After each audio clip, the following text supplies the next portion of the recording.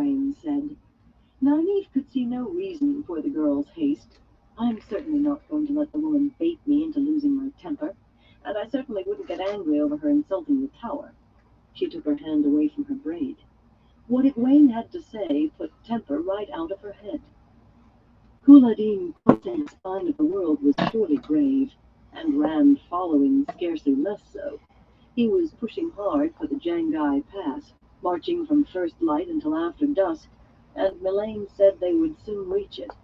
Conditions in Cairhien were harsh enough without a war between Aiel on its territory, and a new Aiel war to come, surely, if he tried to carry out his mad plan. Mad. Not yet, surely. He had to hang on to sanity somehow. How long since I was worrying how to protect him, she thought bitterly.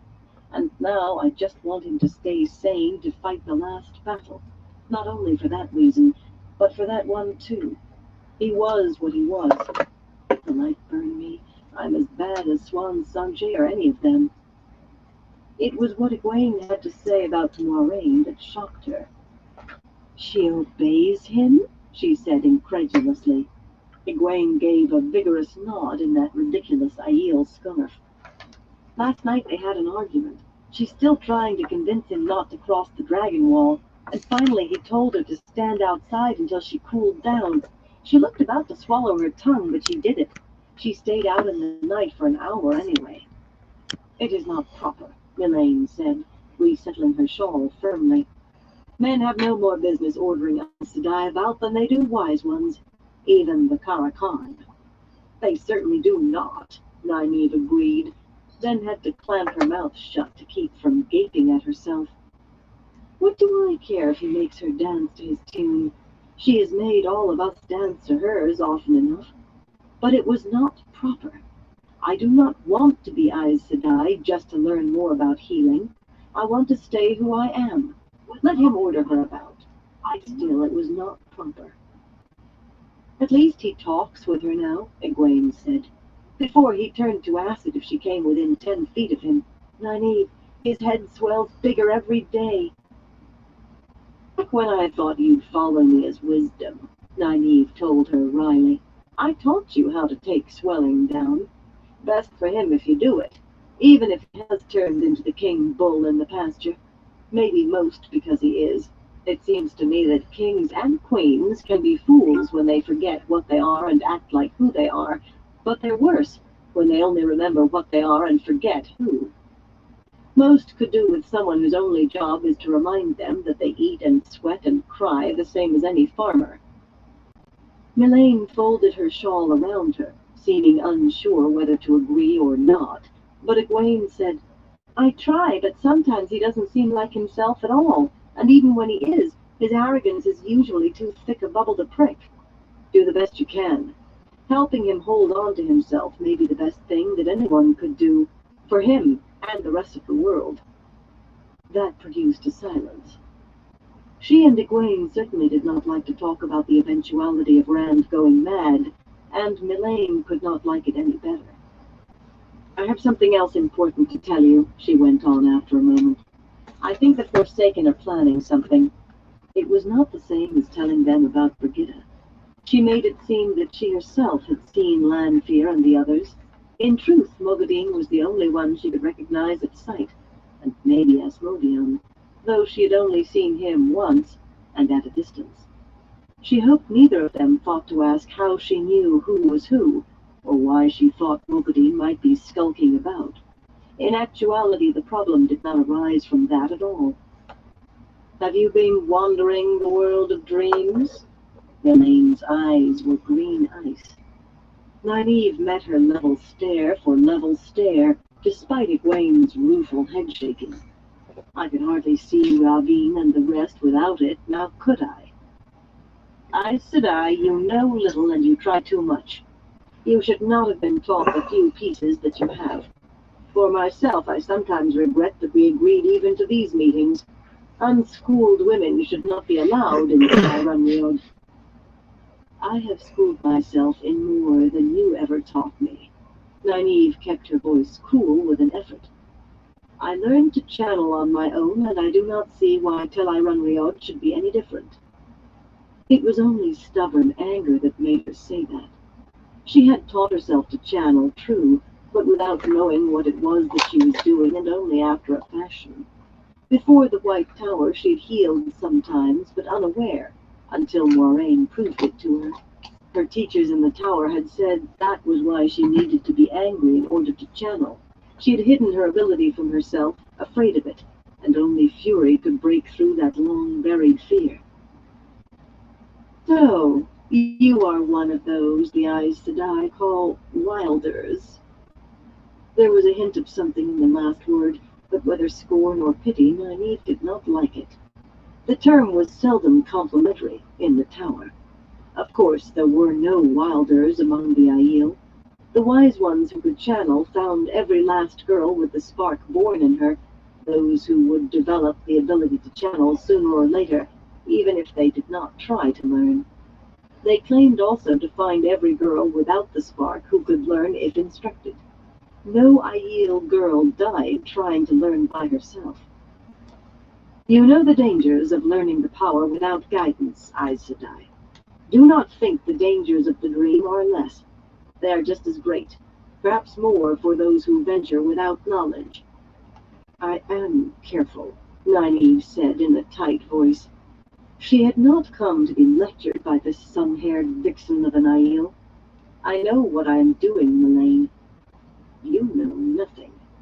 You are as headstrong as this one was when she came to us. The wise one gave Egwene a smile that actually seemed affectionate.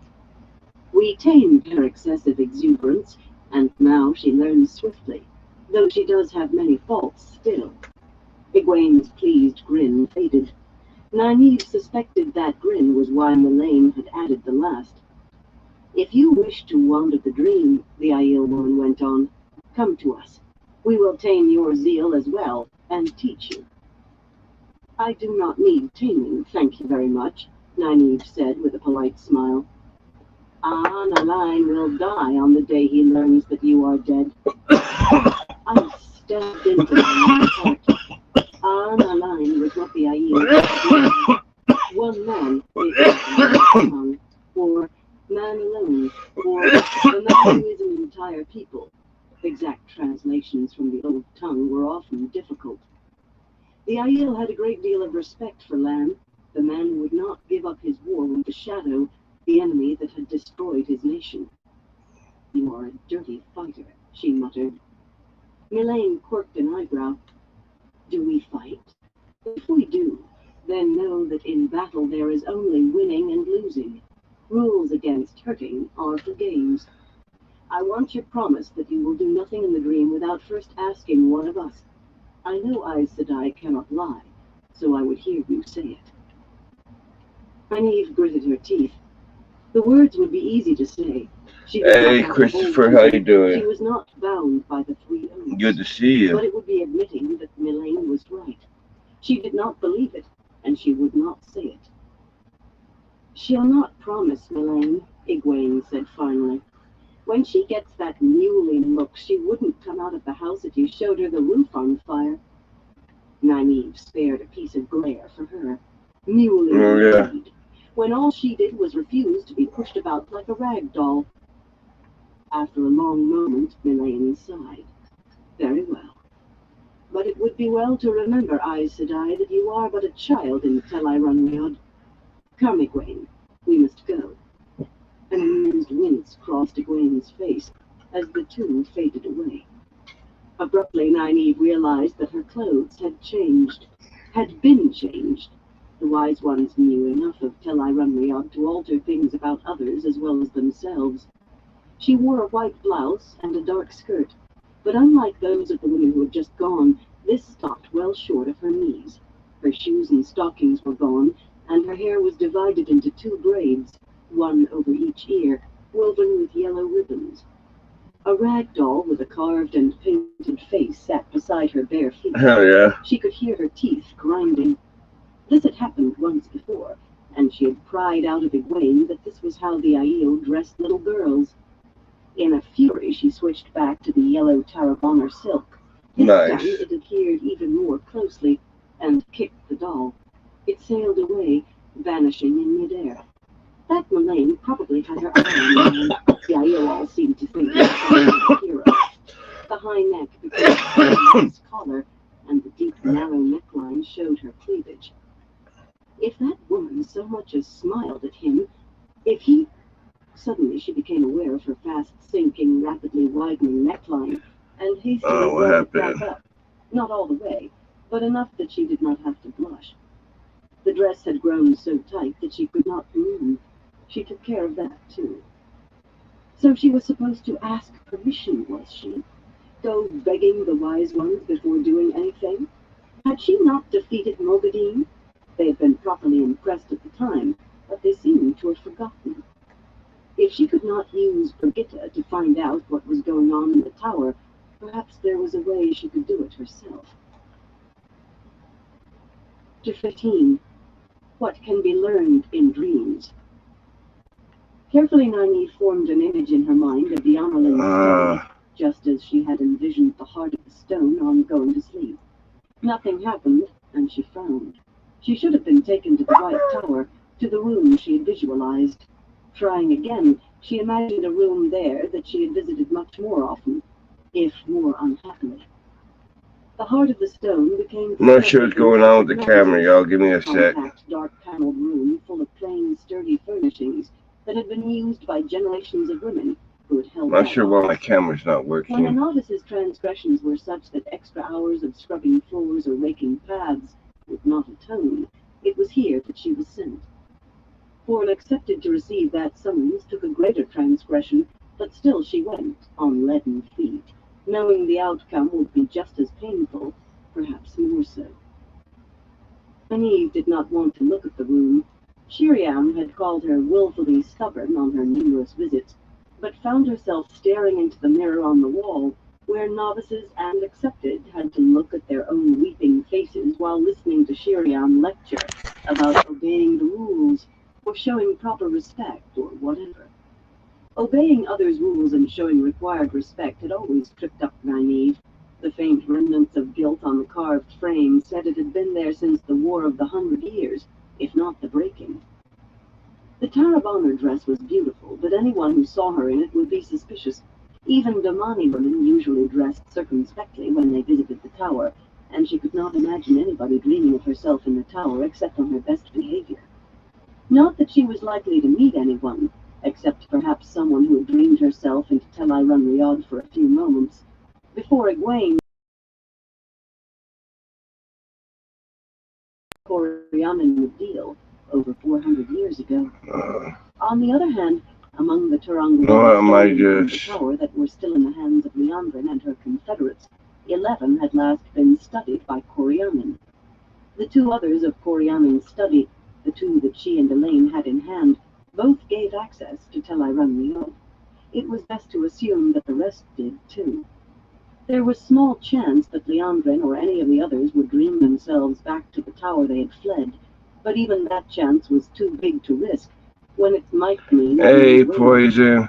For that matter, she could not really be sure. I'm having a little trouble with my camera, so bear with me. The records were often murky about Terangrial. No one understood.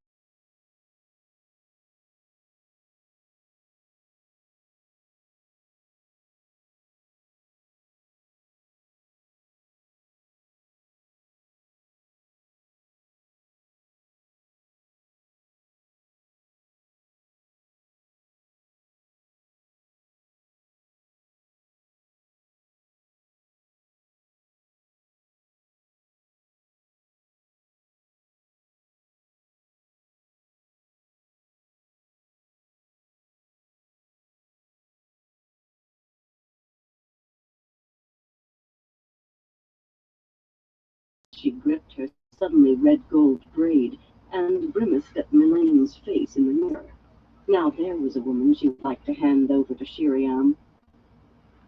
The study of the Mistress of Novices was near the novices' quarters, and the wide tiled hallways flickered with occasional motion past elaborate wall hangings and unlit stand lamps, flashes of frightened girls all in novice white. A good many novice nightmares contained Shiriam. She ignored them. I'm trying to fix this, but I don't know. The world of dreams long enough to see her, Or if they did, they would how to simply think do her it. part of their own dream. It was only a short climb up broad stairs to the It's just Amelin using my study. webcam As she right approached, now for some suddenly reason, Elidos in front of which her, ain't very good, swan as you can faced in a see. blood-red gown, the stole of the Amelin seat around her shoulders, or almost the Amelin stole. It had no blue stripe. Those stern, dark eyes focused on Nynaeve. I am the Amelin seat, girl. Do you not know how to show respect? I will have you. In mid-word, she was gone. Nynaeve exhaled raggedly. Amelin. That was a nightmare for certain. Probably her fondest dream, she thought wryly. It will snow in Tyr before she ever rises that high. The anteroom was much as she remembered it, with one wide table and a chair behind it. I guess we have to stick with this one for now. A few chairs sat against the wall for Aes Sedai. Sorry about the quality. You know what, let me see. Stood. The neat array of papers on the table, bound scrolls and large parchments with seals and letters, seemed unlike Liana, though. Not that she was untidy, quite the reverse, yet Nynaeve had always thought she would put everything away at night. She pushed open the door to the inner room, but her steps slowed as she entered. I think that's a little bit better on the lighting. Herself here. The room was nothing like what she remembered. That heavily carved table and tall, throne-like chair. The vine-carved stool arranged in a perfect curve. How you doing, Poison? Not one so much as an inch out of place. Swan Sanche affected simple furnishings, as if pretending she was still only a fisherman's daughter, and she kept only one extra chair, which she did not always let visitors use. And that white vase full of red roses, rigidly arranged on a pedestal like a monument. Swan enjoyed flowers, but she preferred a bouquet of flowers to a field of wildflowers in miniature. Above the flowers, a simple drawing of fishing boats, tall reeds. There were two paintings, one of which Nynaeve recognized. Rand, battling the Forsaken who had called himself Baalzamon, in the clouds above Falma. The other, on 3 wooden panels, portrayed scenes that linked to nothing she could pull out of her memory. The door opened, and Nynaeve's heart leaped into her throat. A red-haired accepted she had never seen before stepped into the room and stared at her. She did not wink out of existence. Just as Nynaeve was preparing to leap back to Shiriam's study, the red-haired woman said, Nynaeve, if Melaine knew you were using her face, she'd do more than put you in a child's dress. And just that suddenly she was Egwene, in her Aiel garb. You nearly frightened 10 years out of me, Nynaeve muttered. So the wise ones have finally decided to let you come and go as you please? Or is Melaine behind? You should be frightened, Egwene snapped, color rising in her cheeks. You are a fool, Nynaeve. A child playing in the barn with a candle. Nynaeve gaped. Egwene? Berating her? You listen to me, Egwene Alvear. I'll not take that from Melaine, and I won't take it. You had best take it from someone before you get yourself killed. I ought to take that stone ring away from you. I should have given it to Elaine and told her not to let you use it at all. Told her not? Do you think Melaine was exaggerating? Egwene said sternly, shaking her finger almost exactly like Melaine. She was not, Nynaeve. The wise ones have told you the simple truth about Tel Ironriel time and again, but you seem to think they're fools whistling in a high wind. You are supposed to be a grown woman, not a silly little child. I vow, whatever sense you once had in your head seems to have vanished like a puff of smoke.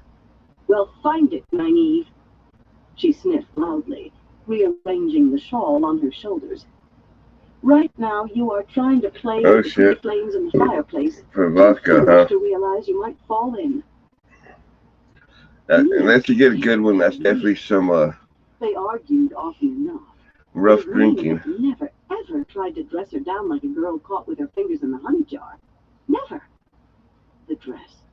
It was the acceptance dress she was wearing, and someone else's face. She changed herself back to herself, in a good blue wool that she had often worn for circle meetings and to put the council straight. She felt robed in all her old authority as wisdom. I am well aware of how much I don't know, she said levelly. But those Aiel, do you realize you could dream yourself into something you could not get out of? Dreams are real here. If you let yourself Too early to drift into drink. a Yeah, fond definitely dream, it too will early to trap you. drink. You trap yourself until you've died. Will you? There are nightmares walking till I run Riyadh, Nynaeve. Will you let me speak? Nynaeve barked. Or rather, she tried to bark it. There was rather too much frustrated pleading in there to suit her. Any at all would have been too much. No, I will not, Egwene said firmly. Not until you want to say something worth listening to. I said nightmares, and I meant nightmares, Nynaeve. When someone has a nightmare while until I run Riyadh, it is real too. And sometimes it survives after the dreamer has gone. You just don't realize, do you? Suddenly, rough hands enveloped Nynaeve's arms. Her head whipped I from usually side don't to drink as side, much as I eyes used bulging. to. Two huge, ragged men lifted her into the air, faces half-melted ruins of coarse flesh, drooling mouths full of sharp yellow teeth. She tried to make them vanish. If a wise one dreamwalker could, so could she. And one of them ripped her dress open down the front like parchment. The other seized her chin in a horny, calloused hand and twisted her face toward him. His head bent toward her, mouth opening. Whether to kiss or bite she did not know, but she would rather die than allow either. She flailed for Saidar and found nothing. It was horror filling her, not anger. Thick fingernails dug into her cheeks, holding her head steady. Egwene had done this somehow. Egwene! Please, Egwene! It was a squeal, and she was too terrified to care. Please! The men, creatures, vanished, and her feet thudded to the floor. For a moment all she could do was shudder and weep. Hastily she repaired the damage to her dress, but the scratches from long fingernails remained on her neck and chest. Clothing could be mended easily until I run Riyadh, but whatever happened to a human? Her knees shook so badly that it was all she could do to stay upright. She half expected Egwene to comfort her, and for once she would have accepted it gladly. But the other woman only said, "There are worse things here, but nightmares are bad enough. I made these and unmade them, but even I have trouble with those I just find. And I did not try to hold them, Nynaeve. If you knew how to unmake them, you could have." Nynaeve tossed her head angrily, refusing to scrub the tears from her cheeks. "I could have dreamed myself away. To Shiriam's study, or back to my bed." She did not sound sulky. Of course she did not. "If you had not been too scared spitless to think of it," Egwene said dryly. "Oh, take that sullen look off your face. It looks silly on you." She glared at the other woman, but it did not work as it usually did.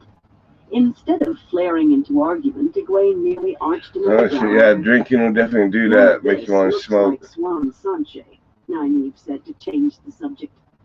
What had gotten into the girl? "It doesn't," Egwene agreed, looking around the room. "I see why I had to come by way of my old room in the novices' quarters. But I suppose people do decide to try something new sometimes." "That is what I mean," Nynaeve told her patiently. She had not sounded sulky, and she had not looked sullen. It was ridiculous. "The woman who furnished this room doesn't look at the world the same as the woman who chose what used to be here. Look at those paintings. I don't know what the triple thing is, but you can recognize the other as well as I. They've both seen it happen." "Bonwin, I should say," Egwene said thoughtfully. "You Oh, never did listen it's to gotten up lectures here as you too. should. It is a triptych. It's gotten up here Whatever pretty it good. is, it's the other that's important." She had listened to the yellows well enough. The rest was a pack of useless nonsense, often as not. "It seems to me that the woman who hung it wants to be reminded how dangerous Rand is. If Swan Sanche has turned against Rand for some reason, Egwene, this could be far worse than just her wanting Elaine back in the tower." "Perhaps," Egwene said judiciously. "Maybe the papers will tell us something. You search in here. When I finish with Lyanna's desk, I will help you." Nynaeve stared indignantly at Egwene's back as she left. "You search in here, indeed. Egwene had no right to give her orders. She ought to march right after her and tell her so in no uncertain terms." Then why are you standing here like a lump? She asked herself angrily. Searching the papers was a good idea, and she might as well do so in here as out there. In fact, the Amelin's desk was more likely to hold something important. Grumbling to herself about what she would do to set Egwene straight, she stalked to the thickly carved table, kicking her skirts with every step. There was nothing on the table except three I know boxes, here with painful precision. I think it's about traps that could be set by someone wanting almost $10, maybe a little bit more for a pack of marbles. Push open the hinged lid of the first, the golden green thing decorated with wading herons. It was a writing case with pens and ink and sand. The largest box, with red roses twining through golden scrolls, held 20 or more delicate carvings of ivory and turquoise, animals and people, all laid out on pale gray velvet. As she pushed up the lid of the third box, golden hawks fighting among white clouds in a blue sky, she noticed that the first two were closed again. Things like that happened here.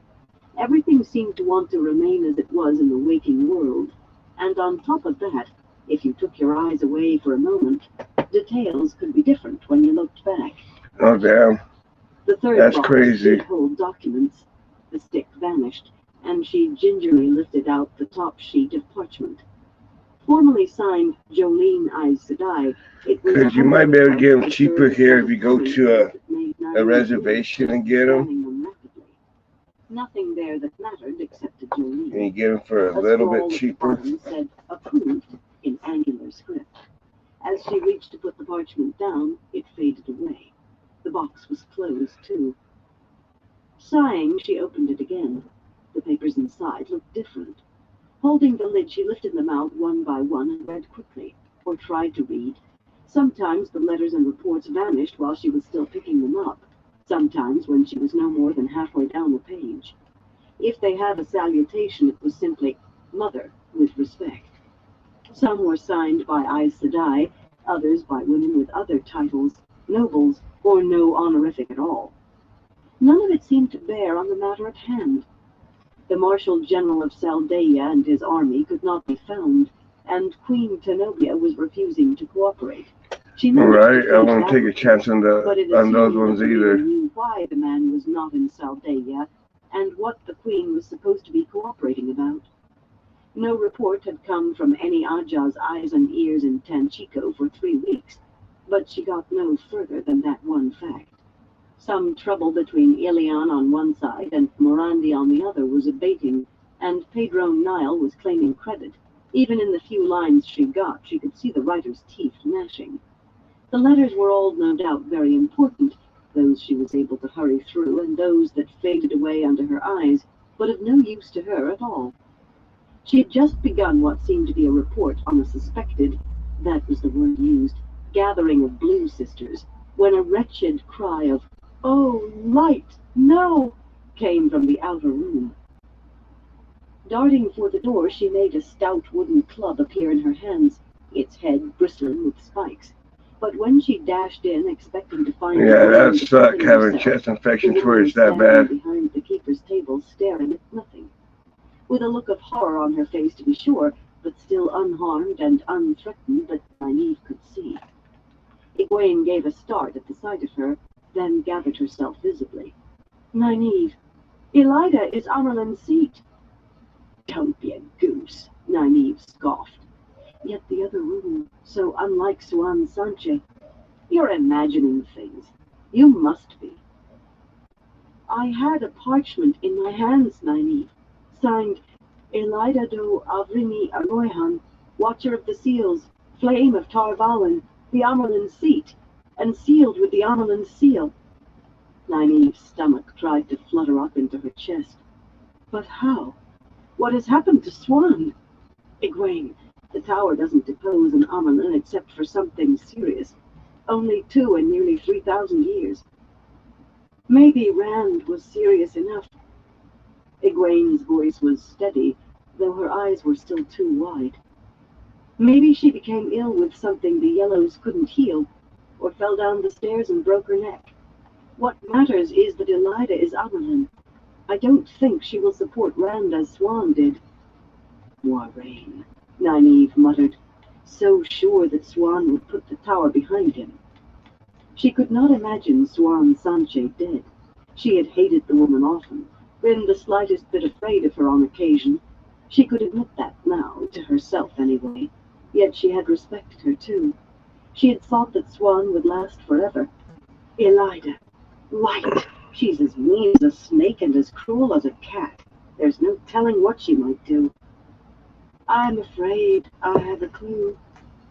Egwene pressed both hands to her stomach, as though to quell flutters of her own. It was a very short document. I managed to read it all. All loyal sisters are required to report the presence of the woman Moiraine Damodred.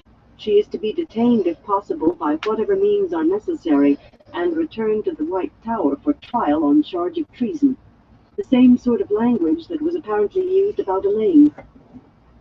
If Elida wants Moiraine arrested, it must mean she knows Moiraine has been helping Rand and she does not like it. Talking was good. Talking kept her from sicking up. Treason. They killed women for that. She had wanted to bring Moiraine down. Now Elida was going to do it for her.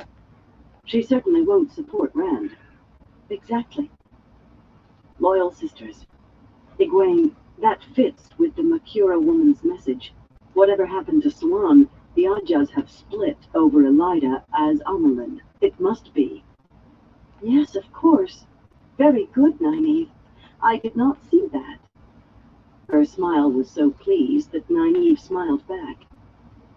There's a report on the Amerlin's writing table about a gathering of blues.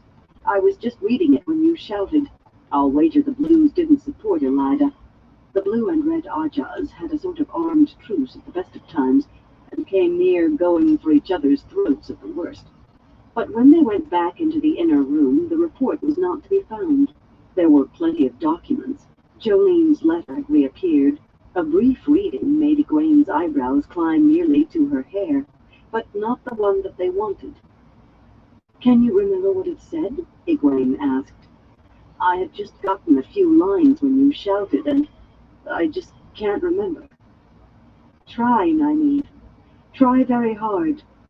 I am Egwene, but it will not come. I am trying. She was doing hit Nynaeve like a sudden hammer between the eyes, excusing herself. To Egwene, a girl whose bottom she had switched for throwing a tantrum not more than 2 years ago. And a moment earlier she had been proud as a hen with a new egg because Egwene was pleased with her.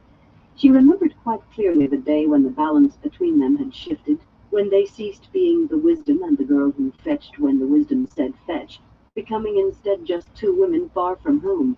It seemed that balance had shifted further, and she did not like it. Yeah, Poison. Hope you get some sleep, bro. Back where it belonged. The lie. She had deliberately lied to Egwene for the first time ever today. That was why her moral authority had vanished, why she was floundering around, unable to assert herself properly. I drank the tea, Egwene. She forced each word deliberately. She had to force them. The Makura woman's fork-root tea. She and Lucy hauled us upstairs like sacks of feathers. That is about how much strength we had between us.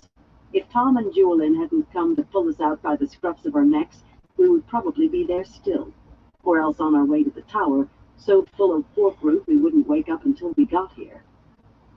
Taking a deep breath, she tried for a tone of righteous firmness, but it was difficult when you had just confessed to having been an utter fool. What came out sounded much more tentative than she liked. If you tell the wise ones about this, especially that Elaine, I'll box your ears. Something in that should have sparked Egwene's ire. It seemed odd to want to start a row. Usually their quarrels were over Egwene refusing to see reason, and they seldom ended pleasantly, since the girl had formed the habit of continuing to refuse. But that was certainly better than this. Yet Egwene only smiled at her, an amused smile, a condescending, amused smile. More than suspected as much, Nynaeve. You used to drone on about herbs day and night, but you never mentioned any plant called forkroot. I was sure you'd never heard of it until that woman mentioned it. You've always tried to put the best face on things. If you fell headfirst into a pigsty, you'd try to convince everybody you did it on purpose. Now what we have to decide— I do no such thing, Nynaeve spluttered. You certainly do. Facts are facts. You might as well stop whining about it and help me decide. Whining? This was not going at all the way she wanted. They are no such things. Not facts, I mean. I have never done what you said. For a moment Egwene stared at her silently.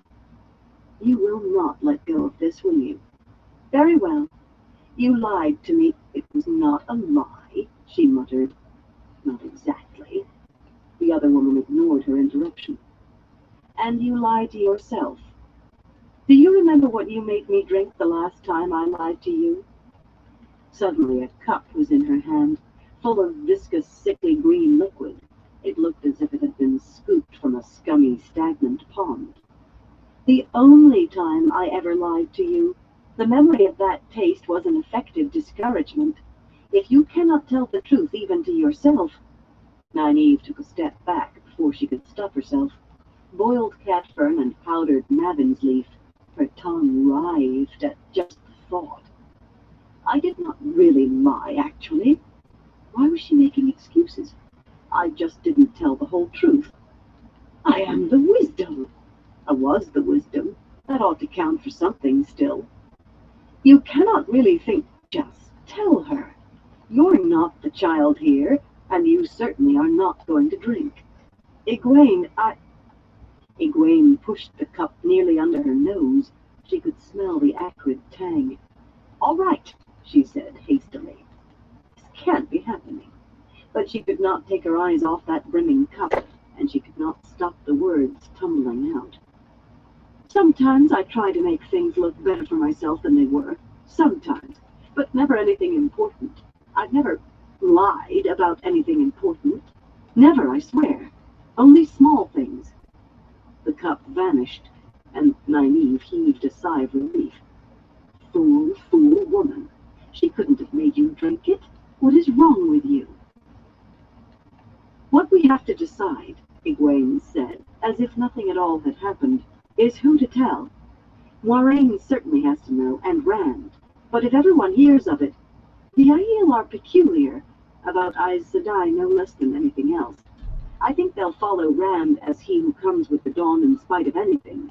But once they learn the White Tower is against him, maybe they won't be so fervent. They'll learn sooner or later, Nynaeve muttered. She could not have made me drink it. Later better than sooner, Nynaeve. So don't you go bursting out in a temper and telling the wise ones about this at our next meeting.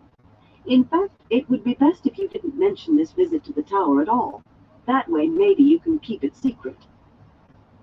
I am not a fool, Nynaeve said stiffly, and felt a slow burn when Egwene quirked that eyebrow at her again.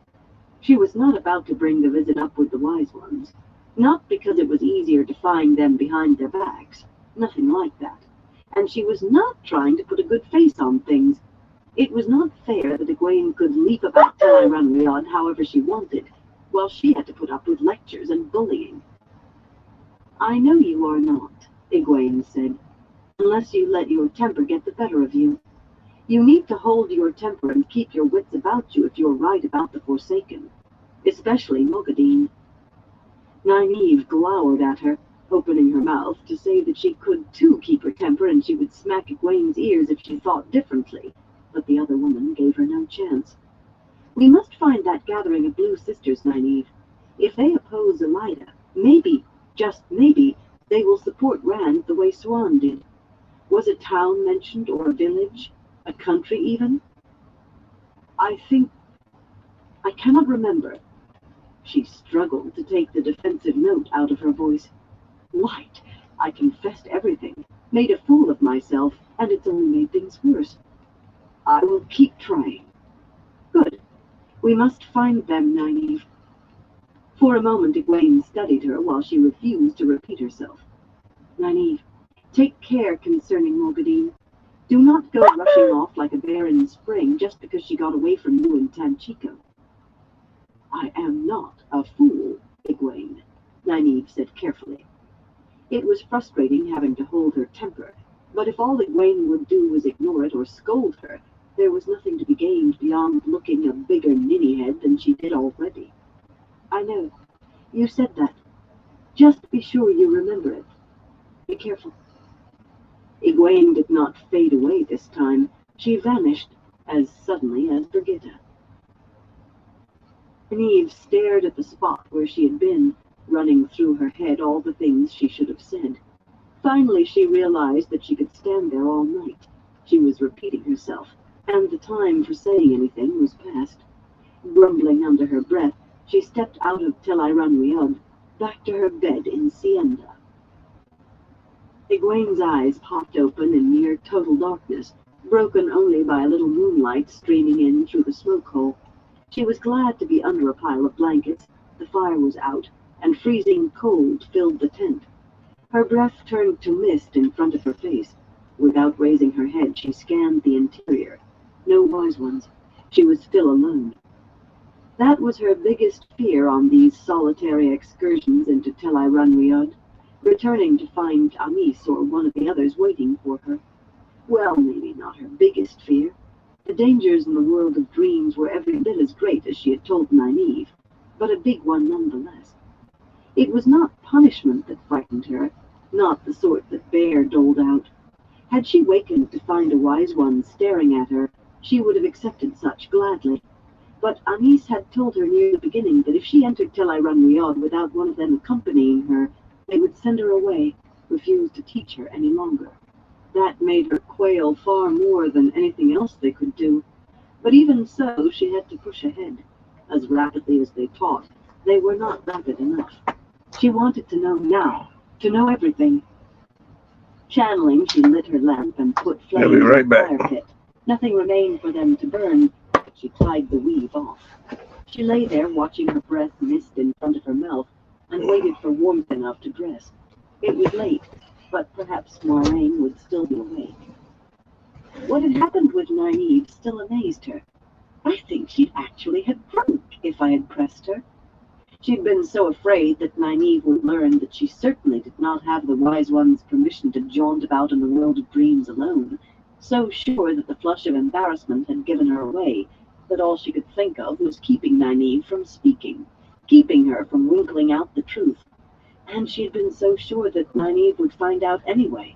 The woman was quite capable of turning her in and saying it was for her own good, that all she could do was talk, try to keep the focus on whatever Nynaeve was doing wrong. No matter how angry Nynaeve made her, she could not seem to bring up a shout. And with all of that, somehow, she had gained the upper hand. Come to think of it, Moiraine seldom raised her voice, and when she did, she was least effective in having what she wanted done. It had been so even before she began behaving so strangely with Rand. The wise ones never yelled at anyone either, except each other sometimes, and for all their grumping about the chiefs no longer listening, they still seemed to get their way much more often than not. There was an old saying that she had never really understood before. He strains to hear a whisper who refuses to hear a shout. She would not shout at Rand again. A quiet, firm, womanly voice, that was the thing. For the matter, she ought not to shout at Nynaeve either. She was a woman, not a girl throwing tantrums. She found herself giggling. She especially ought not to raise her voice with Nynaeve when seeking calmly produced such results. The tent finally seemed warm enough, and she scampered out, dressing quickly. She still had to break ice in her water pitcher before she could wash the sleep out of her mouth. Tossing the dark woolen cloak about her shoulders, she untied the strands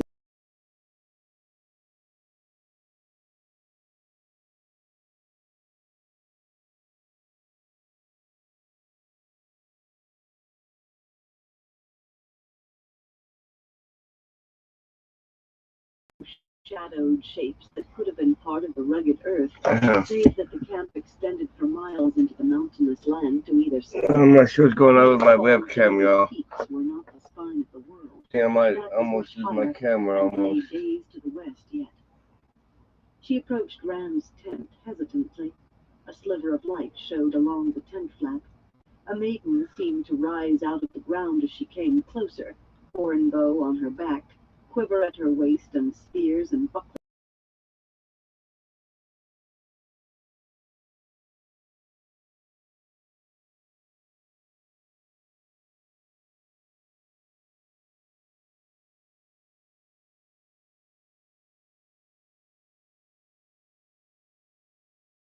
The other clans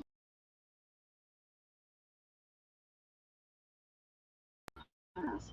Give check, everyone. I'm trying to get my camera working Moon again. shadows shifted on the maiden's face as she nodded.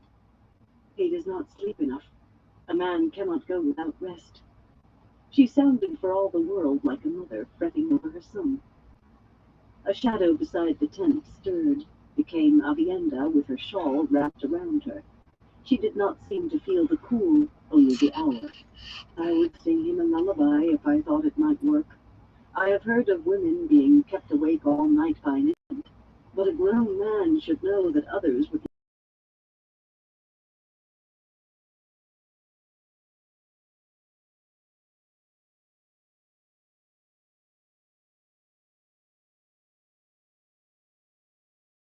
was not alone. Matteo's dark eyes looked haggard, and he stifled a yawn. He at least wanted I think my camera went out, y'all. Crawled close by one of the gilded oil lamps, reading a battered leather-bound book. One translation or another, the prophecies of the dragon, if she knew him at all. Abruptly he flipped back through the pages, read, then laughed. She tried to tell herself. And the mic works on it still, but only bitterness. I think my camera went out, everyone. Joke, he told Matteo, snapping the book shut and tossing it to him. Read page 287 and page 400, and tell me if you don't agree. Egwene's mouth tightened as she straightened. He really should be more careful with a book. She could not speak to him, not in front of the gleeman. It was a shame that he had to use a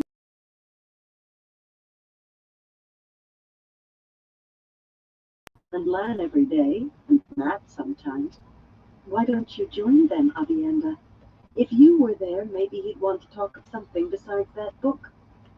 He wanted to talk with the gleeman, Egwene, and he seldom does that in front of me or anyone. Had I not left, he and Matteo would have. Children are a great worry, I have heard, Inala laughed. And sons the worst. You may find out the truth of this for me, now that you have given up the spear. Avienda gave her a moonlit frown and stalked I don't know, everyone. place against the side of the tent like an offended. Let's go to this. Inala seemed to think that funny too. She clutched her sides, laughing. Just my webcam went out, so about Aiel humor, damn. she almost never understood it. Egwene made her. I guess we'll wait and see. Not far from Rand's. Here too there was a sliver of light, and she knew that the Aes Sedai was awake. Moiraine was channeling only tiny amounts of the power, but still enough for Egwene to sense. Lan lay sleeping nearby, wrapped in his warder's cloak. Except for his head and boots, the rest of him seemed part of the night. Gathering her cloak, she held her skirts up and tiptoed so as not to wake him. His breathing did not change, but something made her look at him again. Moonlight glinted on his eyes, open and watching her. Even as she turned her head, they closed again. Not another muscle stirred. He might never have awakened at all. Sometimes the man unnerved her. Whatever Nynaeve saw in him, she could not see. Kneeling beside the tent flap, she peered in. Moiraine sat surrounded by the glow of saidar, a small blue stone that usually hung on her forehead, dangling from her fingers in front of her face. It shone, adding a bit to the light of a single lamp. The fire pit held only ashes. Even the smell was gone. "May I come in?" She had to repeat herself before Moiraine answered. Of course. The light of saidar faded away, and the Aes Sedai began fastening the fine golden chain back into her hair. "You were eavesdropping on Rand?" Egwene settled herself beside the other woman. It was as cold in the tent as it was outside. She channeled flames atop the ashes in the fire pit and tied the flow. "You said you would not do it again." "They said that since the wise ones could watch his dreams, We should allow him some privacy. They have not asked again since he shut them out, and I have not offered. Remember that they have their own goals, which may not be those of the tower." As quickly as that, they had come to it. Egwene was still not sure how to tell what she knew without betraying herself to the wise ones, but perhaps the only method was to just tell them and then feel her way. "Elida is Amerlin, Moraine. I do not know what has happened to Swan." "How do you know?" Moraine said quietly. "Did you learn something dream-walking? Or has your talent as a dreamer finally manifested itself?" That was her way out. Some of the Aes Sedai in the tower thought that she might be a dreamer, a woman whose dreams foretold the future. She did have dreams that she knew were significant, but learning to interpret them was another matter. The wise ones said the knowledge had to come from within, and none of the Aes Sedai had been any more help. Rand sitting down in a chair, and somehow she knew that the chair's owner would be murderously angry at having her chair taken. That the owner was a woman was as much as she could pick out of that, and not a thing more. Sometimes the dreams were complex. Perrin lounging with Fail on his lap, kissing her while she played with the short-cut beard that he wore in the dream. Behind them 2 banners waved, a red wolf's head and a crimson eagle. A man in a bright yellow coat stood near to Perrin's shoulder, a sword strapped to his back. In some way she knew that he was a tinker, though no tinker would even touch a sword. And every bit of it except the beard seemed important. The banners, Fail kissing Perrin, even the tinker. Every time he moved closer to Perrin, it was as if a chill of doom shot through everything. Another dream. Matt throwing dice with blood streaming down his face, the wide brim of his hat pulled low so she could not see his wound, while Tom Merlin put his hand into a fire to draw out the small blue stone that now dangled on Moraine's forehead. Or a dream of a storm, great dark clouds rolling without wind or rain, while forked lightning bolts, every one identical, rent the earth. She had the dreams, but as a dreamer she was a failure so far. "Saw an arrest warrant from you, Moraine, signed by Elida as Amerlin, and it was no ordinary dream. All true. Just not all of the truth." She was suddenly glad that Nynaeve was not there. I'd be the one staring at a cup if she was. "The wheel weaves as the wheel wills. Perhaps it will not matter so much if Rand takes the Aiel across the dragon wall. I doubt that Elida has continued to approach rulers, even if she knows that Swan was doing so." "Is that all you can say? I think Swan was your friend once, Moraine. Can't you shed a tear for her?" The Aes Sedai looked at her, and that cool, serene gaze told her how far she had to go before she could use that title herself. Sitting, Egwene was nearly a head taller, and she was stronger in the power besides, but there was more to being Aes Sedai than strength. "I have no time for tears, Egwene. The dragon wall is not many days distant now, and the Alguenya. Swan and I were friends once. In a few months it will be 21 years since we began the search for the dragon reborn. Only the 2 of us, newly raised Aes Sedai. Sierin Vayu was raised Amerlin shortly after, a grey with more than a touch of red in her. Had she learned what we intended, we would have spent the rest of our lives doing penance with Red Sisters watching us even while we slept. There is a saying in Kyrian, though I have heard it as far away as Tarabon and Soldeia. Take what you want, and pay for it. Swan and I took the path we wanted, and we knew we would have to pay for it eventually." "Do not see how you can be so calm. Swan could be dead, or even stilled. Elida will either oppose Rand altogether or try to hold him somewhere until Tarman Gaiden. You know she'll never let a man who can channel run free. At least not everyone is behind Elida. Some of the Blue Aja are gathering somewhere, I don't know where yet, and I think others have left the tower too. Nynaeve said that she was given a message about all sisters being welcome to return to the tower by an eyes and ears of the yellow. If blues and yellows have both gone, others must have. And if they oppose Elida, they may support Rand. Moiraine sighed, a soft sound. Do you expect me to be happy that the White Tower has split apart? I am Aes Sedai, Egwene. I gave my life to the Tower long before I ever suspected the dragon would be reborn in my lifetime. The Tower has been a bulwark against the Shadow for 3,000 years. It has guided rulers to wise decisions, stopped wars before they began, halted wars that did begin. That humankind even remembers that the Dark One waits to escape, that the last battle will come, is because of the Tower. The Tower, whole and united. I could almost wish that every sister had sworn to Elida, whatever happened to Swan.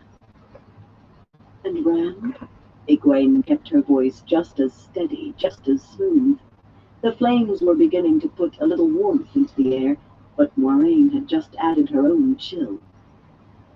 The dragon reborn. You yourself said that he cannot be ready for Tarmon Gai'don unless he's allowed his freedom, both to learn and to affect the world. The Tower United could take him prisoner despite all the Aiel in the waste.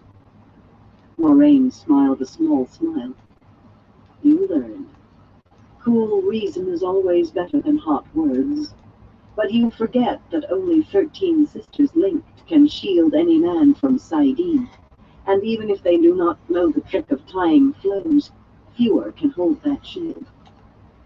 You know you are not giving up, Moiraine. What do you mean to do? I mean to deal with the world as I find the world for as long as I can. At least Rand will be easier to be around, now that I no longer need try to turn him from what he wants. I suppose I should be happy that he does not make me fetch his wine. He does listen most of the time, even if he seldom gives any sign what he thinks of what I tell him. I will leave you to tell him about Swan and the Tower. That would avoid awkward questions. With Rand as big-headed as he was, he might want to know more about her dreaming than she could invent. There's something else. Nynaeve has seen Forsaken in Tel Rhyod. She mentioned every last one still alive, except Asmodean and Mogadine, including Lanfear. She thinks they are plotting something, perhaps together. Lanfear, Moiraine said after a moment. They both knew that Lanfear had visited Rand in Tyr, and maybe other times that he had not told them of.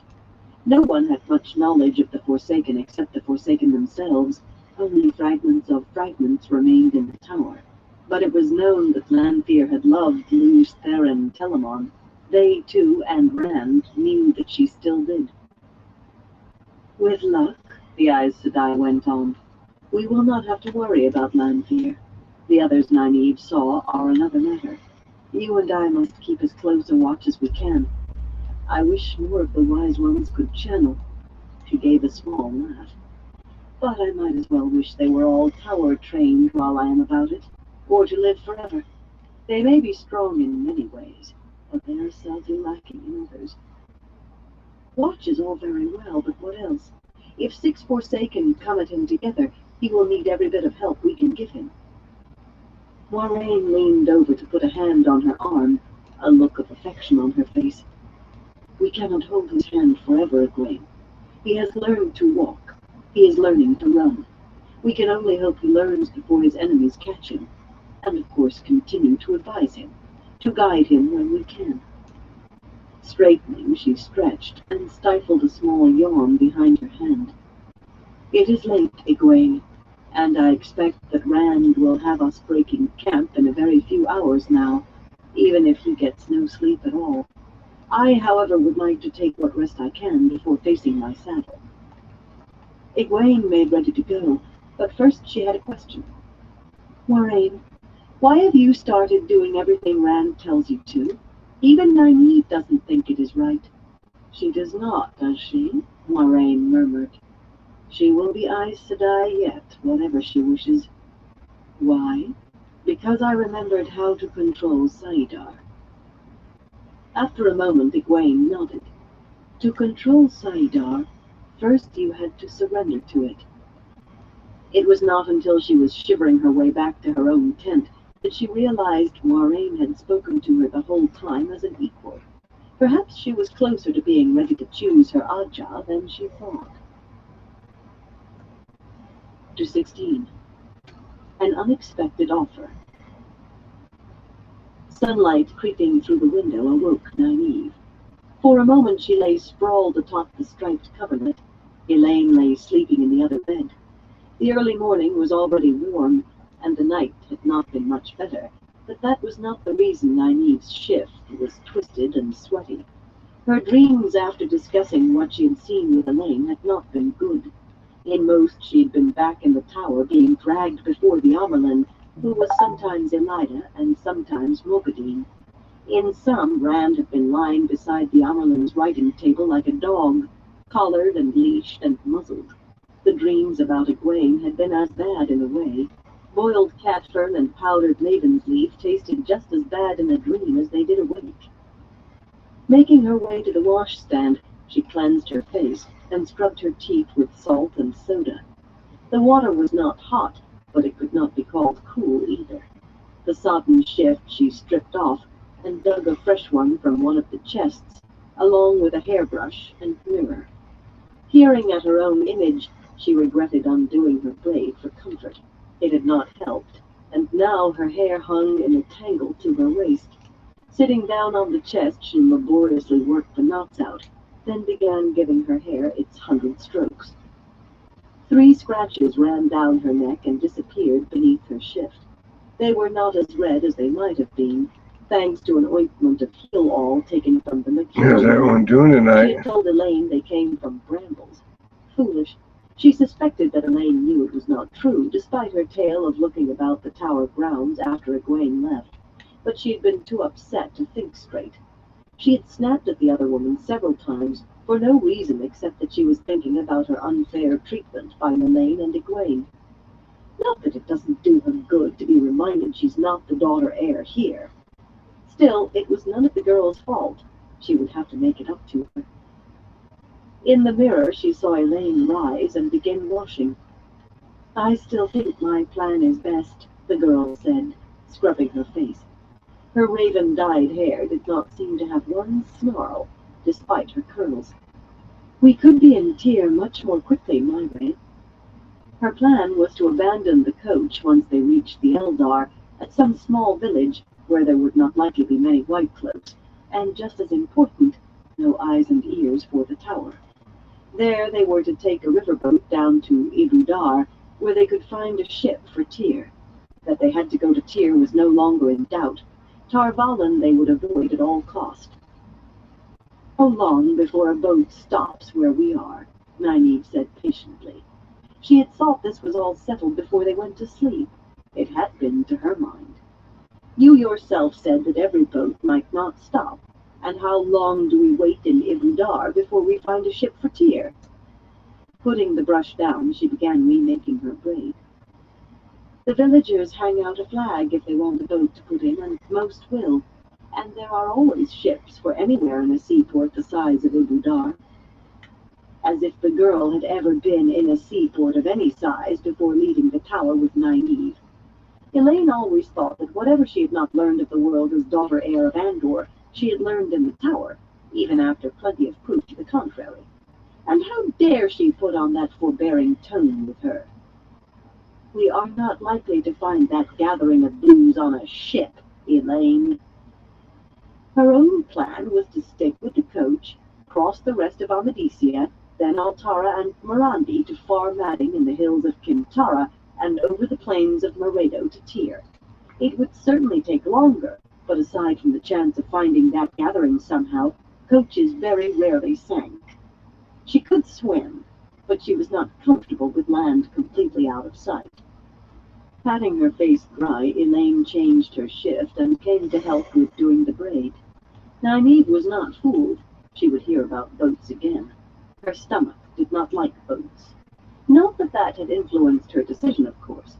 If she could bring Aes Sedai to Rand's aid, it would be well worth the longer travel time.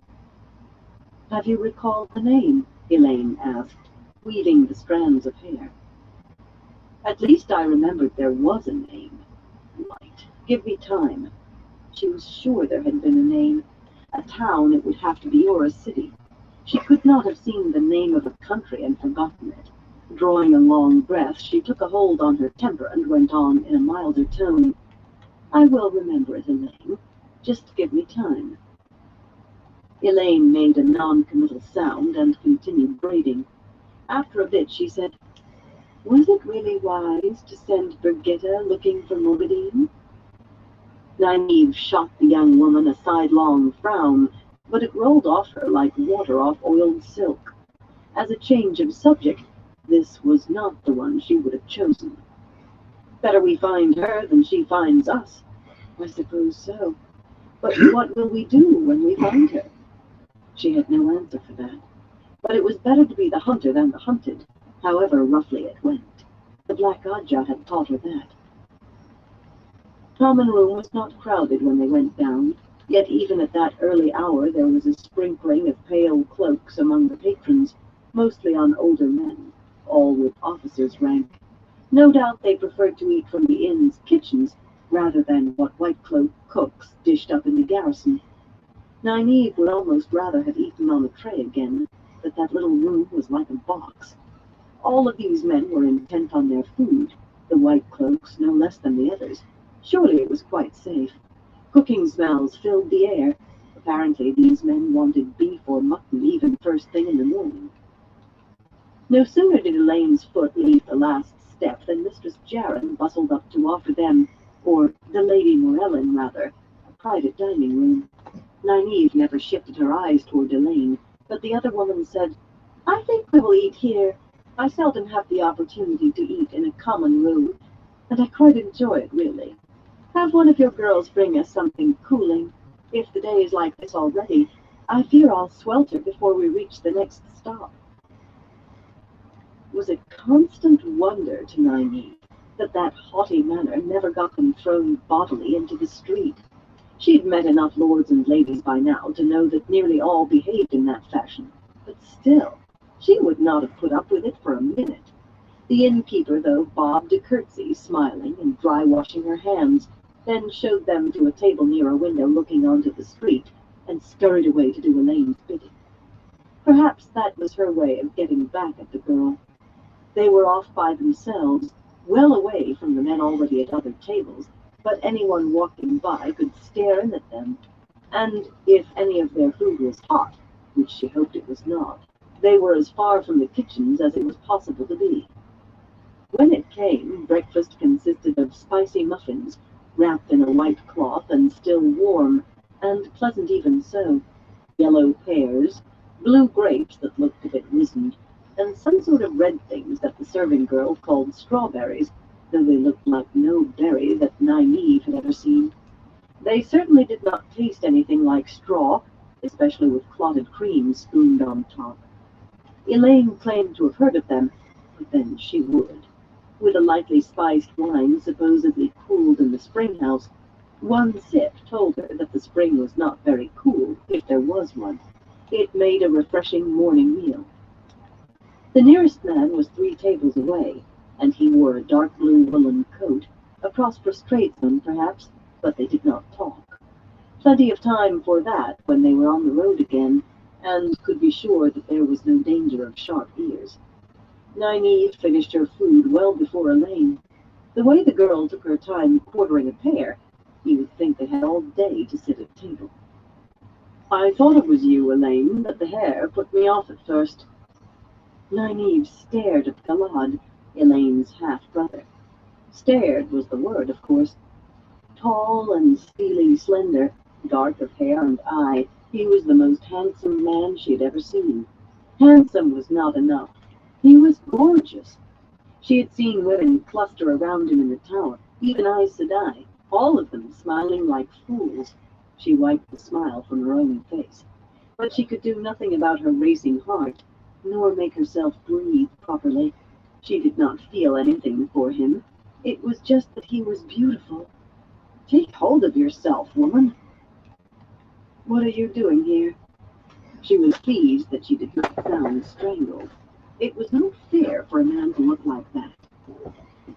"And what are you doing wearing that?" Elaine's voice was low, but it still held a smack. Nynaeve blinked and realized he wore a shirt of shiny mail and a white cloak with two golden knots of rank beneath the flaring sun. She felt color rising in her cheeks, staring at a man's face so hard that she had not even seen what he was wearing. She wanted to hide her own face from humiliation. He smiled, and Nynaeve had to take a deep breath. I am here because I was one of the children recalled from the north, and I am a child of the light because it seemed the right thing to do. Elaine, when you two and Egwene vanished, it did not take long for Gawain and me to find out that you were not doing penance on a farm, whatever we were told. They had no right to involve you in their plots, Elaine. Any of you. You seem to have attained rank very quickly, Nynaeve said. Did the fool man not realize that talking of Aes Sedai plots here was a good way to get them both killed? Eamon Valda seemed to think my experience warranted it, wherever gained. His shrug dismissed rank as unimportant. It was not modesty, precisely, but not pretense either. The finest swordsman among those who came to study with the warders in the tower, he had also stood high in the classes on strategy and tactics. But Nynaeve could not remember him boasting about his prowess, even in jest. Accomplishments meant nothing to him, perhaps because they came so easily. Does Mother know of this? Elaine demanded, still in that quiet voice. Her scowl would have frightened a wild boar, though. Galad shifted just a hair, uneasily. There's been no good time to write her. But do not be so sure she will disapprove, Elaine. She is not so friendly with the North as she was. I hear a ban may be made law. I sent her a letter, explaining. Elaine's glare had transformed to puzzlement. She must understand. She trained in the tower, too. Keep your voice down, he said, low and hard. Remember where you are. Elaine flushed a deep red, but whether in anger or embarrassment, Nynaeve could not say. Abruptly she realized that he had been speaking as quietly as they, and carefully, too. He had not mentioned the tower once, or Aes Sedai. Is Egwene reading? He went on. No, she replied, and he sighed deeply. I had hope. Gawain was nearly unhinged with worry when she disappeared. He cares for her, too. Will you tell me where she is? Nynaeve took note of that, too. The man had become a white cloak, yet he cared for a woman who wanted to be Aes Sedai. Men were so strange they were hardly human sometimes. We will not, Elaine said firmly, the crimson receding from her cheeks. Is Gawain here too? I will not believe he has become a... She had the wit to lower her voice further, but she still said, a white cloak. He remains in the north, Elaine. Nynaeve supposed that he meant Tar Valon, but surely Gawain had gone from there. Surely he could not support Elida. You cannot know what has happened there, Elaine, he continued. All the corruption and vileness in that place bubbled to the top as it had to. The woman who sent you away has been deposed. He looked around and dropped his voice to a momentary whisper, despite no one being close enough to overhear. Still and executed. Taking a deep breath, he made a disgusted sound. It was never a place for you, or for you. I have not been long with the children, but I am certain my captain will give me leave to escort my sister home. That is where you should be, with Mother. Tell me where Egwene is, and I will see that she is brought to Camelin too. You will both be safe there. Nynaeve's face felt numb, still, and executed. Not an accidental death or illness. That she had considered the possibility did not make the fact less shocking. Rand had to be the reason. If there had ever been any small hope that the tower might not oppose him, it was gone. Elaine showed no expression at all, her eyes staring at the distance. See, my news shocks you, he said in a low voice. I do not know how deeply that woman meshed you in her plot, but you are free of her now. Let me see you safely to Camelin. No one need know you had any more contact with her than the other girls who went there to learn. Either of you. Nynaeve showed him her teeth, in what she hoped looked like a smile. It was nice to be included, finally. She could have smacked him, if only he were not so good-looking. "I will think on it," Elaine said slowly. "What you say makes sense, but you must give me time to think." "I must think." Nynaeve stared at her. It made sense. The girl was flattering. "I can give you a little time," he said, "but I do not have much if I am to ask leave. We may be ordered." Suddenly there was a square-faced, black-haired white cloak, clapping Galad on the shoulder and grinning widely. Older, he wore the same 2 knots of rank on his cloak. "Well, young Galad, you can't keep all the pretty women for yourself. Every girl in town sighs when you walk by, and most of their mothers as well. Introduce me." Galad scraped back his bench to stand. "I thought I knew them when they came downstairs, Trom. But whatever charm you think I possess, it does not work on this lady. She does not like me, and I think she will not like any friend of mine. If you practice the sword with me this afternoon, perhaps you can attract 1 or 2. "Never with you around," Trom grumped good-naturedly, "and I'd sooner let the farrier pound my head with his hammer than practice against you." But he let Galad start him for the door, with only a regretful look at the 2 women. As they left, Galad shot a glance back at the table, full of frustration and indecision. No sooner were they out of sight than Elaine stood. "Nana, I need you upstairs." Mistress Jaren materialized at her side, inquiring if she had enjoyed her repast, and Elaine said, "I require my driver and footman immediately. Nana will settle the bill." She was moving for the stairs before she finished speaking. Nynaeve stared after her, then dug out her purse and paid the woman, making assurances that everything had been to her mistress's liking, and trying not to wince at the price. Once rid of the woman, she hurried upstairs. Elaine was stuffing their things into the chests any which way, including the sweaty shifts they had hung on the ends of the beds to dry. "Elaine, what's the matter?" "We must leave immediately, Nynaeve. At once." She did not look up until the last article was crammed in. "Right this minute, wherever he is, Galad is puzzling over something he may never have faced before. 2 things that are right, but opposite. To his mind, it is right to tie me to a pack horse if necessary and haul me to Mother, to salve her worries and save me from becoming Aes Sedai whatever I want.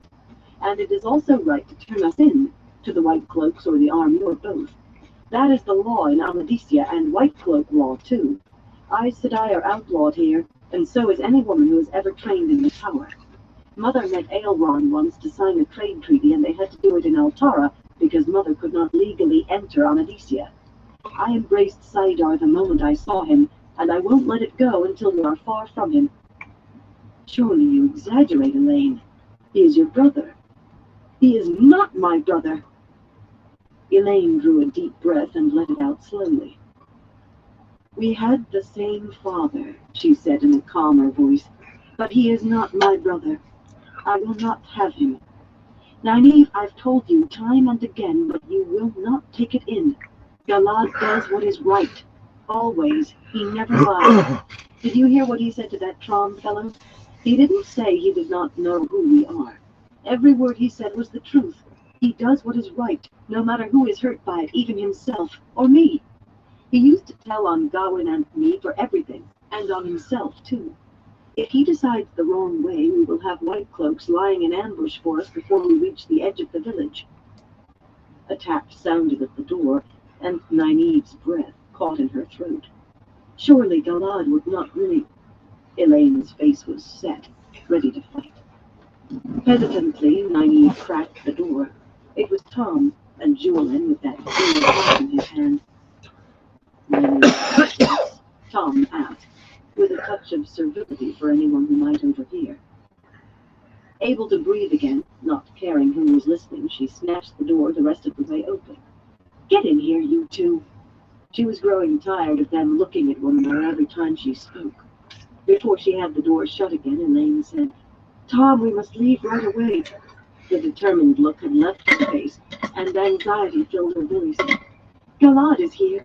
You must remember what a monster he was as a child. Well, he is no better grown, and he is a White Cloak besides. He could..." The words seemed to her throat.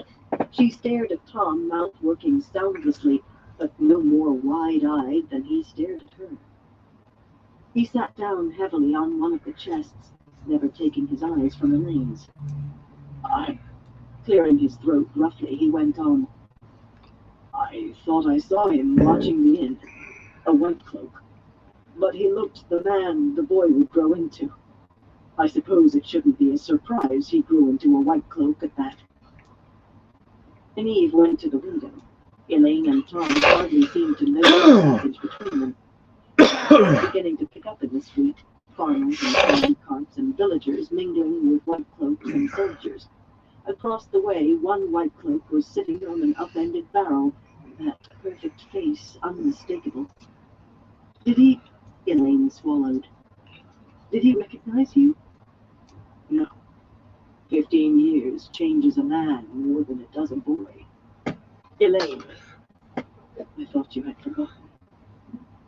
I remembered in Tanchico, Tom. With a wavering smile, Elaine reached out and tugged one of his long mustaches. Tom smiled back almost as unsteadily. He looked as if he was contemplating a leap from the window. Julian was scratching his head, and Nynaeve wished she had some idea what they were talking about, too, but there were more important matters at hand. We still have to leave before he brings the entire garrison down on us. With him watching, it won't be easy. I haven't seen another patron who looks like they have a coach. Ours is the only one in the stable yard, Julian said. Tom and Elaine were still staring at one another, plainly not hearing a word. Driving off with the curtains down was no protection then. Nynaeve was willing to bet that Galad had already learned exactly how they had come to Sienda. Is there a back way from the stable yard? A gate wide enough for one of us at a time, Julian said dryly. And what's on the other side is little more than an alley anyway. There aren't more than 2 or 3 streets in this village wide enough for the coach.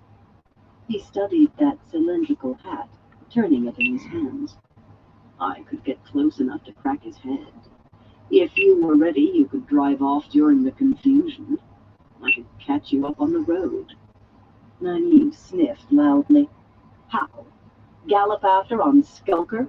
Even if you didn't fall out of the saddle inside a mile, do you think that you would even reach a horse if you attacked a white cloak in that street? Galad was still there across the street, and Crom had joined him, the pair apparently chatting idly. She leaned over and yanked Tom's nearest mustache.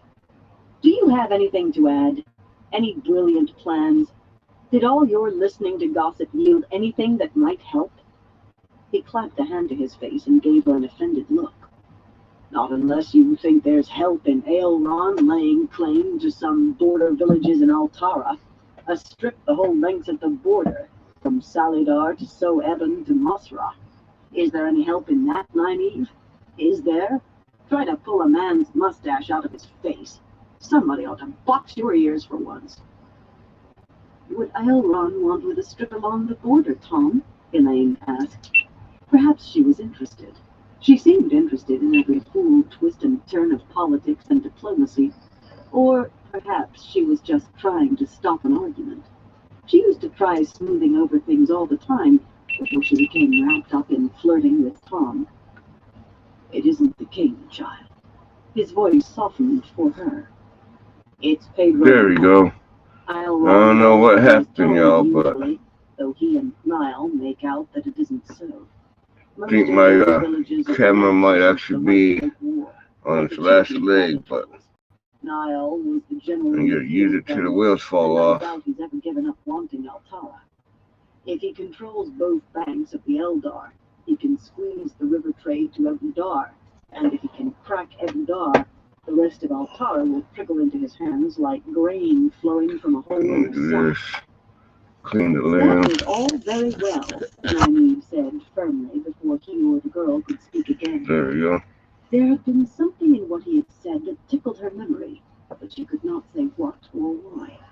In any case, they had no time for lectures on relations between Ardesia and Altara, not with Galad and Crom watching the front of the inn.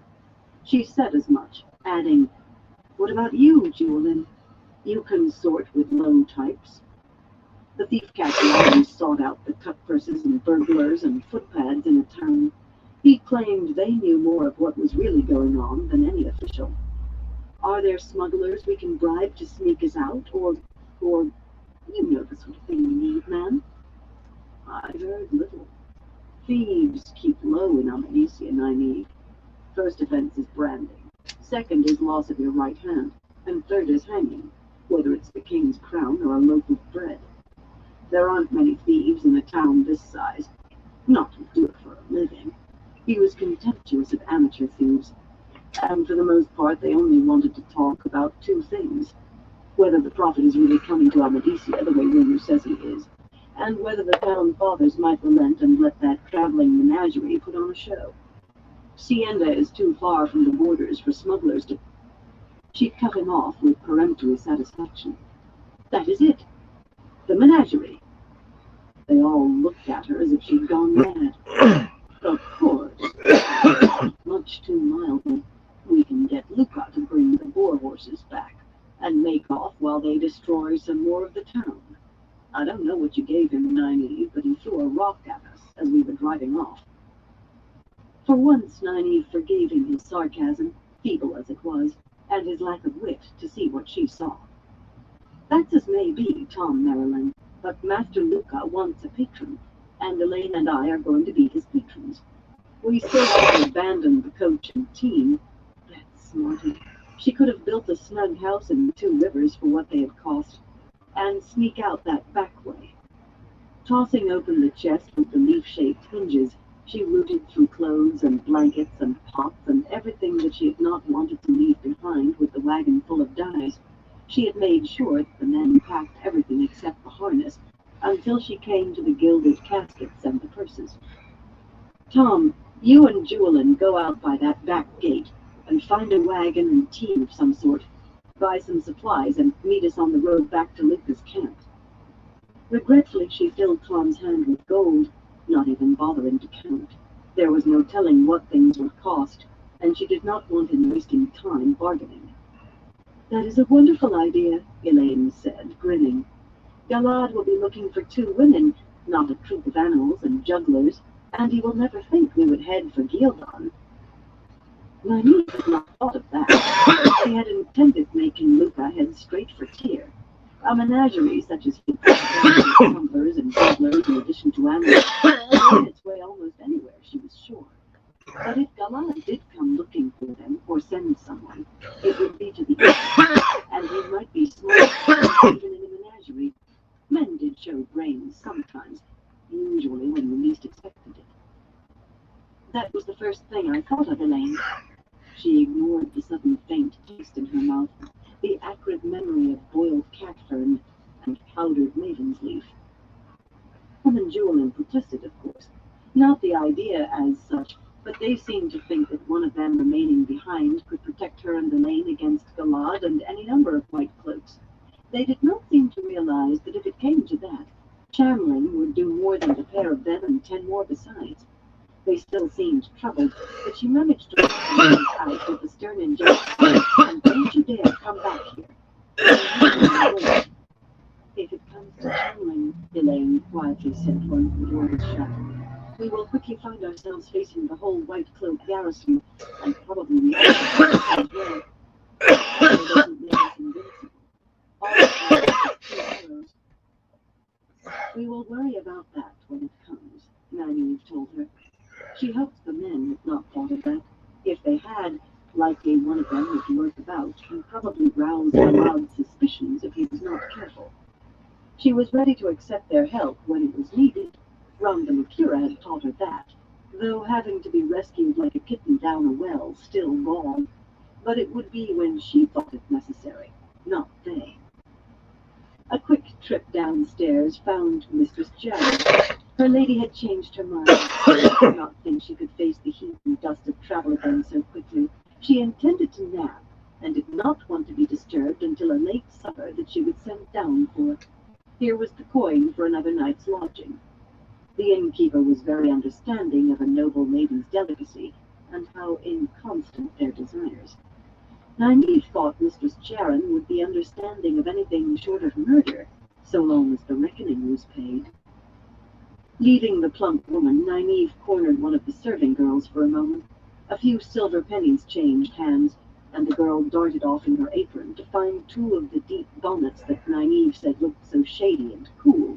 Not the sort of thing her lady would wear, of course, but they would do nicely for her. When she got back to the room, Elaine had the gilded caskets on a blanket with the dark polished box holding the recovered Turon Grial and the wash leather purse that held the seal. The fat pieces of coin lay beside Nynaeve's scrip on the other bed. Folding the blanket, Elaine tied the bundle with some stout cord from one of their chests. Nynaeve had saved everything. She regretted leaving it all behind now. It was not just the expense. Not only that. You never knew when something was going to come in handy. Take the two woolen dresses that Elaine had laid out on her bed. They were not fine enough for a lady, and too fine for a lady's maid. But if they had left them in more decent as Elaine had wanted, they would be in a fine fix for clothing now. Kneeling, Nynaeve rummaged in another chest. A few shifts, two more wool dresses for changes. The pair of cast-iron frying pans and a canvas bag were perfectly good, but too heavy, and the men would certainly not forget replacements for those. The sewing kit in its neat bone-inlaid box. They would never think to buy so much as a pin. Her mind was only partly on her selections, though. "You knew Tom before?" she asked, in what she hoped was a casual tone. She watched Elaine from the corner of her eye while pretending to concentrate on rolling stockings. The girl had begun pulling out clothes of her own, sighing over the silks before putting them aside. She froze with her hands deep in one of the chests, and she did not look at Nynaeve. "He was court bard and caneman when I was little," she said quietly. "I see." She did not see at all. How did a man go from a court bard entertaining royalty, the next thing to a noble, to a glee man wandering around the village? "He was mother's lover after father died." Elaine had gone back to choosing, and she said it so matter-of-factly that Nynaeve gaped. "Your mother's?" The other woman still was not looking at her, though. "I did not remember him until Tanchico. I was very small. It was his mustaches, and standing close enough to look up at his face, and hearing him recite part of the great hunt of the Horn. He thought I'd forgotten again." Her face colored slightly. "I drank too much wine, and the next day I made out that I could not remember anything." Nynaeve could only shake her head. She remembered the night the girl had filled her fool self with wine. At least she had never done that again. Her head the next morning had seemed an effective cure. Now she knew why the girl behaved as she did with Tom. She had seen the same back in the Two Rivers a few times. A girl just old enough to really think of herself as a woman. Who else would she measure herself against except her mother? And sometimes, who better to compete against, to prove that she was a woman? Usually it led to no more than trying to be better at everything from cooking to sewing, or maybe some harmless flirting with her father. But in the case of one widow, Nynaeve had seen the woman's nearly grown daughter make a complete fool of herself, trying to capture the man her mother intended to marry. The trouble was, Nynaeve had no idea what to do about this silliness in Elaine. Despite severe lectures and more from her and the women's circle, Sari Ayelin had not settled down until her mother was married again, and she herself had found a husband too. "I suppose he must have been like a second father to you," Nynaeve said carefully. She pretended to concentrate on her own packing. Tom had certainly been looking at the girl that way. It explained so much. "I hardly think of him so." Elaine appeared intent on deciding how many silk shifts to take, but her eyes saddened. "I cannot really remember my father. I was only a baby when he died. Gawain says he spent all of his time with Galad. Lini tried to make the best of it, but I know he never came to see Gawain or me in the nursery. He would have, I know, once we were old enough to teach things, like Galad, but he died." Nynaeve tried again. "At least Tom is fit for a man of his age. We'd be in a fine fix if he suffered from stiff joints. Old men often do. He could still do backflips if not for his limp.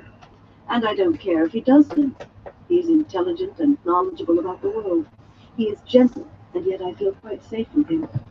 I don't think I should tell him that. He doesn't protect me enough as it is." With a sigh, Naomi gave up, for now at least. Tom might look on Elaine as a daughter, but if the girl kept this up, he just might remember that she was not, and then Elaine would find herself in the pickling kettle. "Tom is very fond of you, Elaine." Time to shift to some other subject. "Are you sure about Galad, Elaine? Are you sure Galad could turn us in, Elaine?" The other woman gave a start, wiping a small frown from her face. "What? Galad? I'm certain, Nynaeve. And if we refuse to let him take us to Camelin, that will only make the decision for him." Muttering to herself, Nynaeve pulled a silk riding dress out of her chest. Sometimes she thought the Creator had only made men to cause trouble for women. Chapter 17. Heading west. When the serving girl came with the bonnets, Elaine was stretched out on one of the beds in a white silk shift, a damp cloth over her eyes, and Nynaeve was pretending to mend the hem of the pale green dress that Elaine had been wearing. As often as not, she stuck her thumb. She would never have admitted it to anyone, but she was not very good at needlework. She wore her dress, of course. Maids did not loll about like ladies, but she did have her hair hanging loose.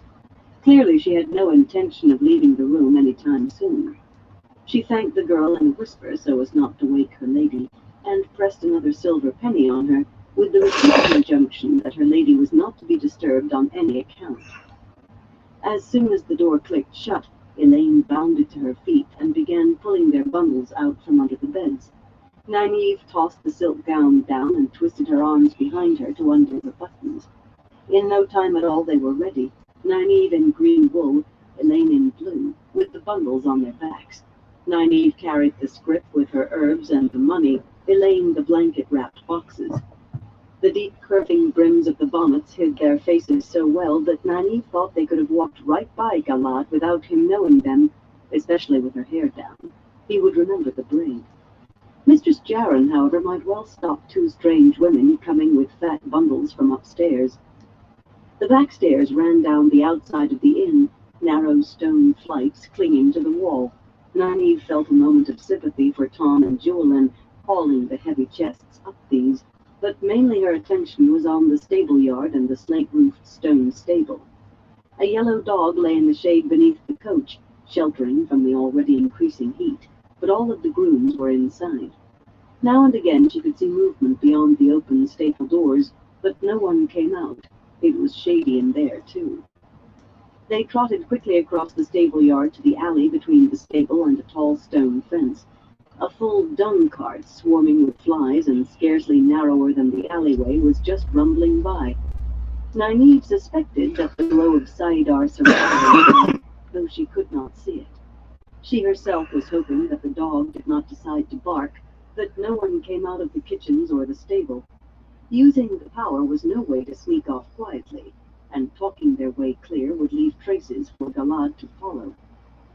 The rough wooden gate at the end of the alley had only a lift latch, and the narrow street beyond, lined with simple stone houses with more thatched roofs than otherwise, was empty, except for a handful of boys playing some game that seemed to involve hitting each other with a beanbag. The only adult in sight was a man feeding a cote of pigeons on a roof opposite, his head and shoulders up through a trapdoor. Neither he nor the boys more than glanced at them as they shut the gate and started along the winding street as if they had every right to be there. They had walked a good 5 miles west of Sienda along the dusty road before Tom and Julian caught up, Tom driving what looked like a tinker's wagon, save that it was all one color, a drab green, with the paint flaked off in large patches. Nynaeve was grateful to stuff her bundles under the driver's seat and climb up beside him, but not so pleased to see Julian riding Skulker. "I told you not to go back to the inn," she told him, vowing to hit him with something if he looked at Tom. "I did not go back," he said, unaware that he had saved himself a sore head. "I told the head stableman that my lady wanted berries fresh from the country, and Tom and I had to go fetch them. It's the sort of nonsense that some know—" He cut off, clearing his throat, as Elaine gave him a cool, expressionless look at the side of Tom, Sometimes he forgot that she really was of royalty. We had to have some reason to leave the inn and the stables, Tom said, whipping up the horses. I suppose you two said you were taking to your room with fainting spells, or the Lady Marilyn was, but the grooms would have been wondering why we wanted to wander about in the heat, instead of staying in a nice cool hayloft, with no work to do, and maybe a pitcher of ale. Perhaps we'll not be worth talking about now. Thane gave Tom a level look, no doubt for the fainting spells, that he pretended not to see, or perhaps did not. Men could be blind when it suited them. Nynaeve sniffed loudly. He could not miss that. He certainly cracked his whip over the lead horses sharply enough right after. It was all just an excuse so they could take turns riding. That was another thing men did, made excuses to do exactly what they wanted. At least Elaine was frowning at him slightly instead of simpering. There is something else I learned last night, Tom went on after a time. Pedro Nile is trying to unite the nations against Rand. Not that I don't believe it, Tom, Nynaeve said, but how could you learn that? I cannot think some white cloak simply told you. Too many people were saying the same thing, Nynaeve. There's a false dragon in Tyr. A false dragon, and never mind prophecies about the stone of Tyr falling or Kalendor. This fellow is dangerous, and the nations ought to unite, the way they did in the Aiel War. And who better to lead them against this false dragon than Pedro Nile? When so many tongues say the same thing, the same thought is up. And in Amadisia, not even Aelron expresses a thought without asking Nile first. The old gleeman always seemed to put together rumors and whispers and come up with right answers far more often than not. No, not a gleeman. She had to remember that. Whatever he might claim, he had been a court bard, and had probably seen court intrigue like that at close hand. He even dabbled in it himself, if he'd been Morghase's lover. She eyed him sideways, that leathery face with bushy white eyebrows, those features as snowy as the hair on his head. There was no accounting for some women's taste. It isn't as if we should not have expected something like this. She never had, but she should have. Mother will support Rand, Elaine said. I know she will. She knows the prophecies, and she has as much influence as Pedro Nile. The slight shake of Tom's head denied the last, at least. Morghese ruled a wealthy nation, but there were white cloaks in every land and from every land. Nynaeve realized she was going to have to start paying more attention to Tom. Perhaps he really did know as much as he pretended. So now you think we should have let Galad escort us to Caelin? Elaine leaned forward to give her a firm look past Tom. Certainly not. For one thing, there is no way to be sure that that would be his decision. And for another, she straightened, obscuring herself behind the man. She seemed to be talking to herself, reminding herself. For another, if Mother really has turned against the tower, I want to do all my speaking to her by letter for the time being. She is quite capable of holding us both in the palace for our own good. She may not be able to channel, but I do not want to try going against her until I am full Aes Sedai, if then. A strong woman, Tom said pleasantly. Morghese would teach you manners quickly enough, Nynaeve. She gave him another loud sniff. All that loose hair hanging over her shoulders was no good for gripping, but the old fool only grinned at her. The sun stood high by the time they reached the menagerie, still camped exactly where they had left it, in the clearing by the road. In the still heat, even the oaks looked a bit wilted. Except for the horses and the great gray war horses, the animals were all back in their cages, and the humans were out of sight too, no doubt inside the wagon that looked not much different from theirs. Nynaeve and the others had all climbed down before Vala and Luca appeared, still in that ridiculous red silk cape. There were no flowery speeches this time, no cape-swirling bows. His eyes widened when he recognized Tom and Julian, narrowed at the box-like wagon behind them. He bent to peer into the deep bonnets, and his smile was not pleasant. So, come down in the world, have we, my Lady Marilyn? Or maybe we were never up at all. Stole a coach and some clothes, did you? Well, I would hate to see such a pretty forehead branded. That is what they do here, in case you don't know, if they do not do worse. So, since it seems you've been found out, else why are you running? I would suggest you hurry on as fast as you can. If you want your bloody penny back, it's somewhere up the road.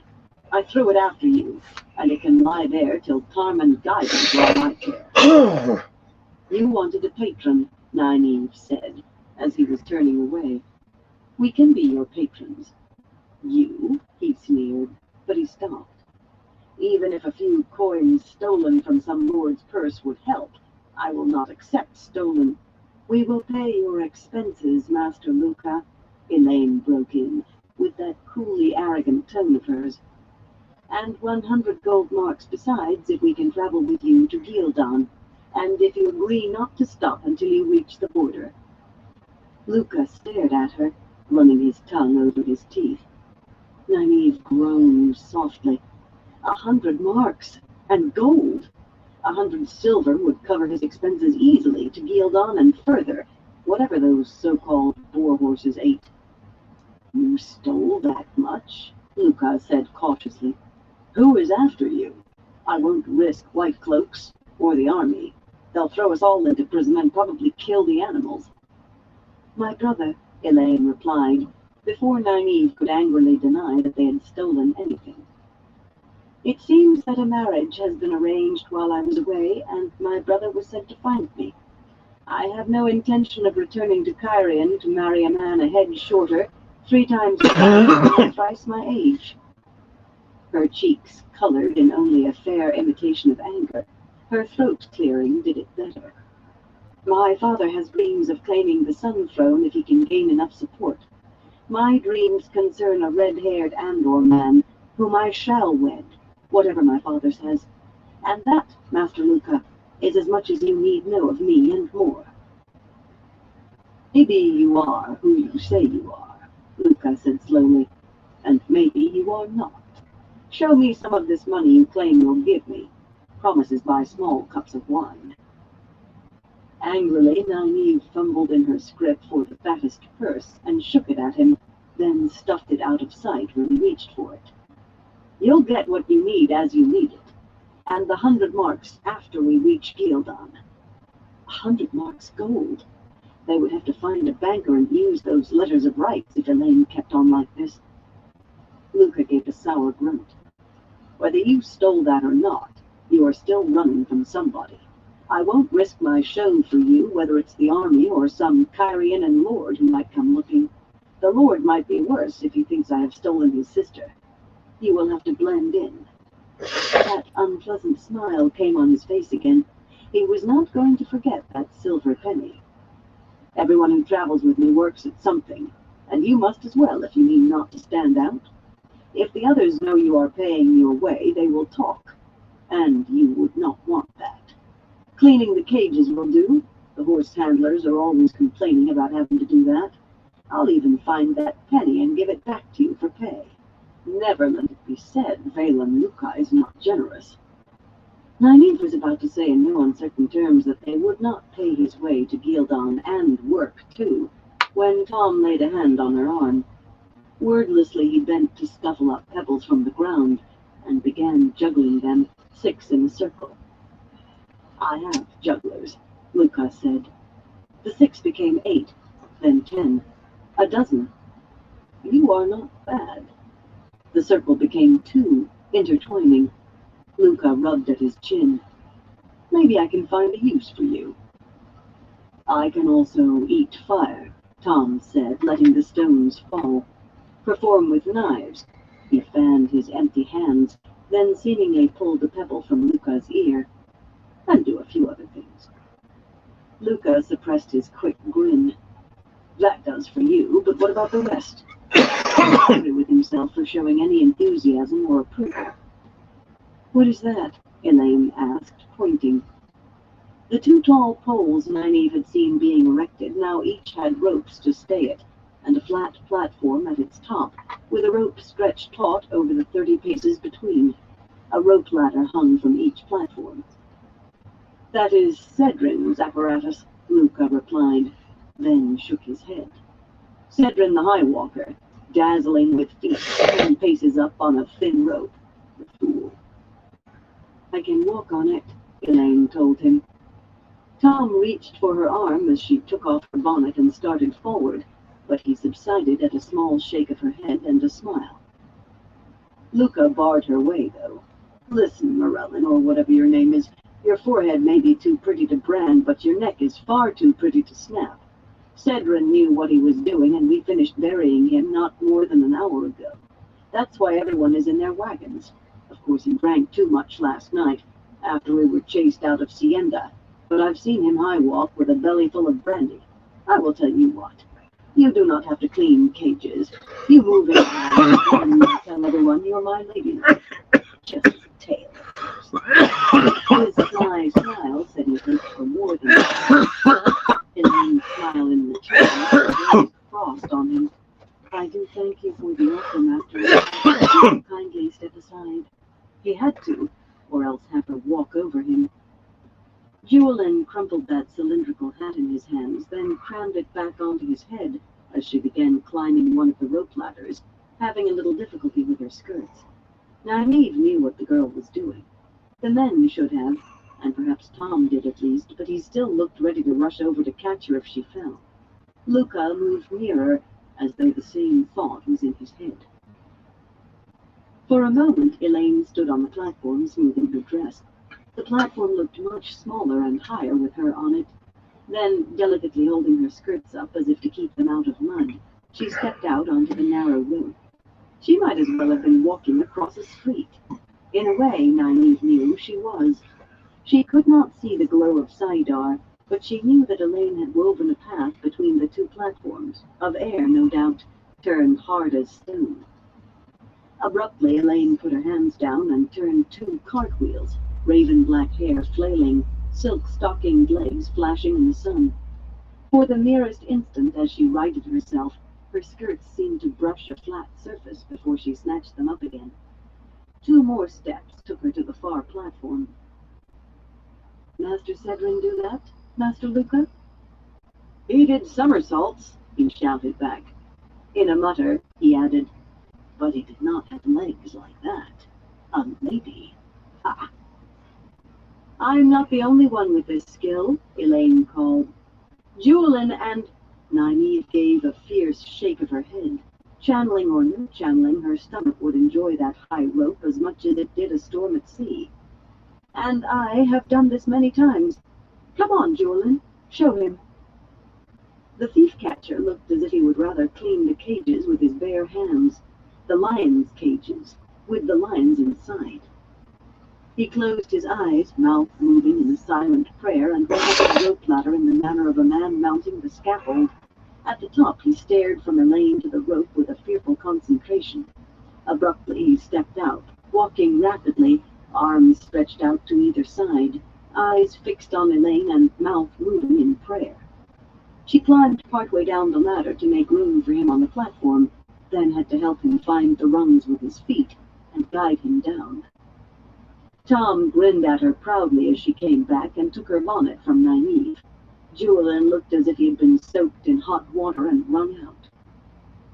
That was good, Luca said, rubbing his chin judiciously. Not as good as Cedrin, mind, but good. I especially like the way you make it seem so easy, while Jewelin pretends to be frightened to death. That will go over very well. Jewelin gave the man a bleak grin that had something of reaching for knives in it. Luca actually swirled that red cape as he turned to Nynaeve. He looked very satisfied indeed. And you, my dear Nana, what surprising talent do you have? Tumbling, perhaps? Swallowing swords? I dole out the money, she told him, slapping the scrip. Unless you want to offer me your wagon? She gave him a smile that wiped his clean away and backed him up 2 steps besides.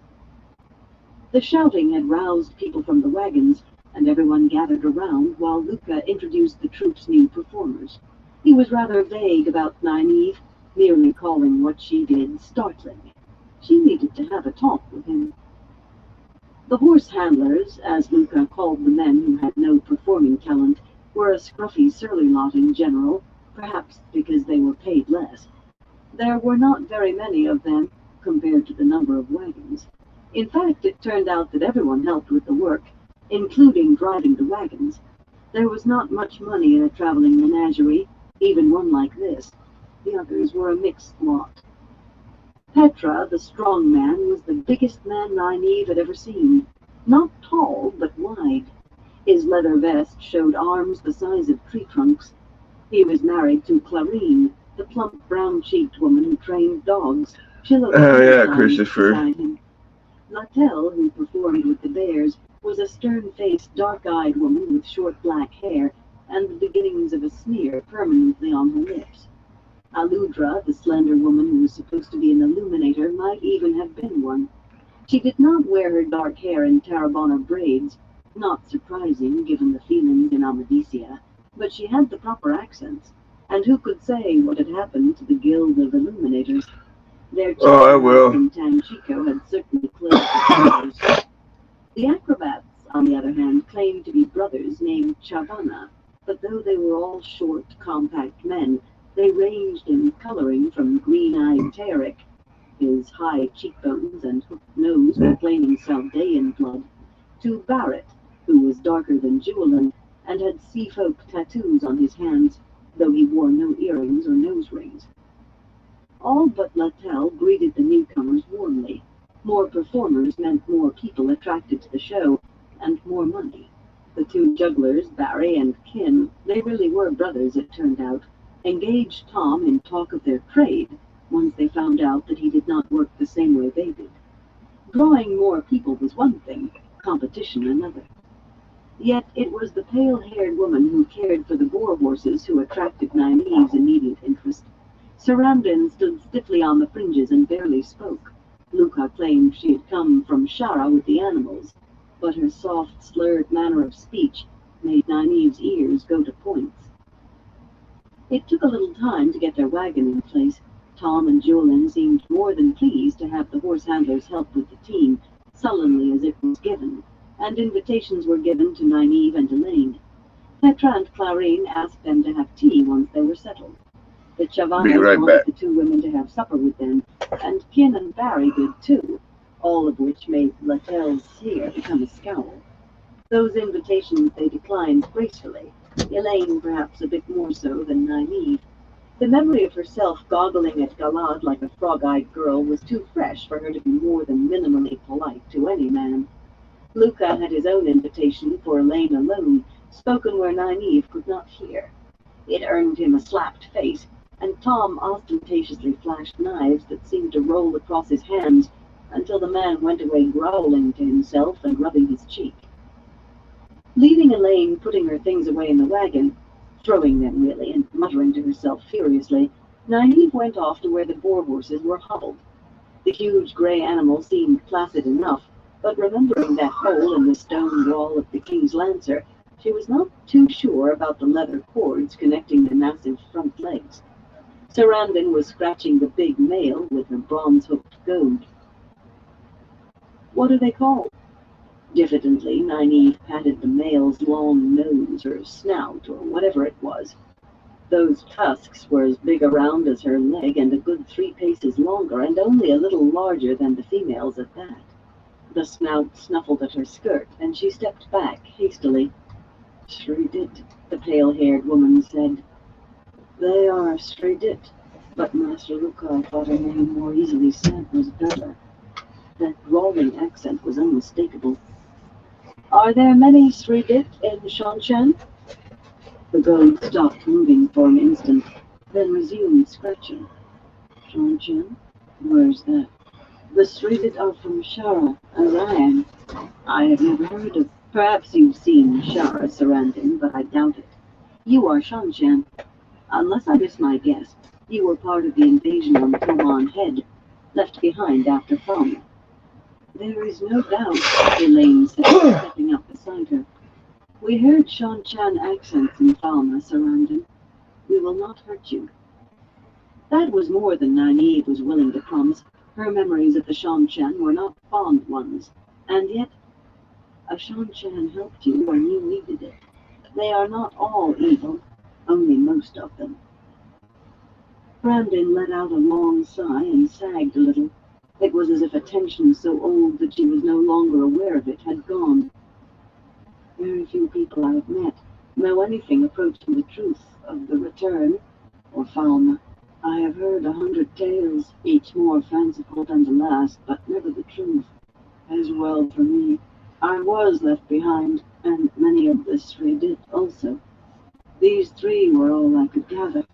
I do not know what happened to the rest. The bull is mare, the cow Sennet, and the calf Neren. She is not Sennet's. Is that what you did? Elaine asked. Train Sridit? Or were you a Suldam? Nynaeve added before the other woman could speak. Sarandon shook her head. I was tested, as all girls are, but I could do nothing with the Idam. I was glad to be chosen to work with Sridit. They are magnificent animals. You know a great deal to know of Suldam and Damani. I have encountered no one before who knows of them. She showed no fear. Or perhaps it had been used up, since finding herself abandoned in a strange land. Then again, maybe she was lying. The Shanshan were as bad as Amadisians when it came to women who could channel, perhaps worse. They did not exile or kill, they imprisoned and used. By means of a device called an Idam, Nynaeve was sure it must be a sort of Turangueal. A woman who had the ability to wield the one power could be controlled by another woman, a Suldam, who forced the Damani to use her talents for whatever the Shanshan wanted, even as a weapon. A Damani was no better than an animal, if a well-tended one, and they made Damani of every last woman found with the ability to channel or the spark born in her.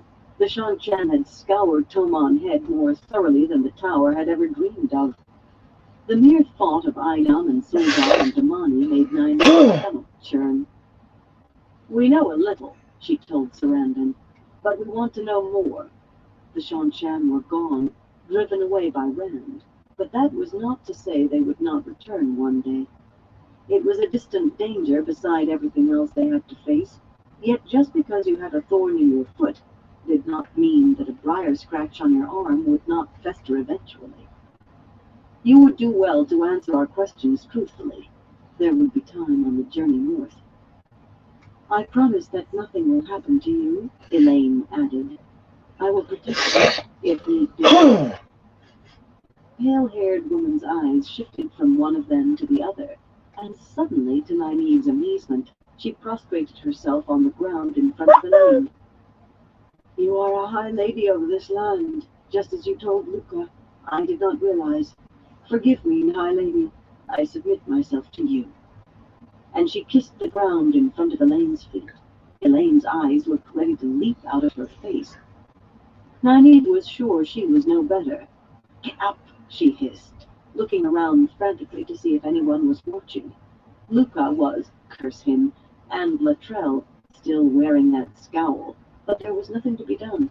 Get up! The woman did not stir. Stand on your feet, Sarandon, Elaine said. No one requires people to behave that way in this land, not even a ruler. As Sarandon scrambled erect, she added, I will teach you the proper way to behave in return for your answers to our questions. The woman bowed, hands on her knees and head down. Yes, my lady. As you say, I'm yours. Nynaeve sighed heavily. They were going to have a fine time traveling to Gildan. Chapter 18. A Hound of Darkness. Andren guided her horse through the crowded streets of Amador, the sneer on her rosebud lips hidden by her deep, curving bonnet. She had hated to give up her multitude of braids, and hated even more the ludicrous fashions of this ludicrous land. The reddish-yellow of hat and riding dress she rather liked, but not the large velvet bows on both. Still, the bonnet hid her eyes. Combined with honey-yellow hair, brown eyes would have named her a Tarabana in an instant. Not a good thing in Amadisia just now, and it hid what would have been even worse to show here, an Aes Sedai's face. Safely hidden, she could smirk at the white cloaks, who seemed to be every fifth man in the streets. Not that the soldiers who made another fifth would have been any better. None of them ever thought to look inside the bonnet, of course. Aes Sedai were outlawed here, and that meant there were none. Even so, she felt a little better when she turned in at the elaborate iron gates in front of Joran Areen's house. Another fruitless trip looking for word from the White Tower. There had been nothing since she had learned that Elida thought she was in control of the tower, and that the Shanche woman had been disposed of. Swan had escaped, true, but she was a useless rag now. The gardens behind the grey stone fence were full of plants going rather brown from lack of rain, but trained into cubes and balls, though one was shaped like a leaping horse. Only one, of course. Merchants like Areen mimicked their betters, but they dared not go too far lest someone think their conceit too high. Elaborate balconies decorated the large wooden house with its red-tiled roofs, and even a colonnade of carved columns.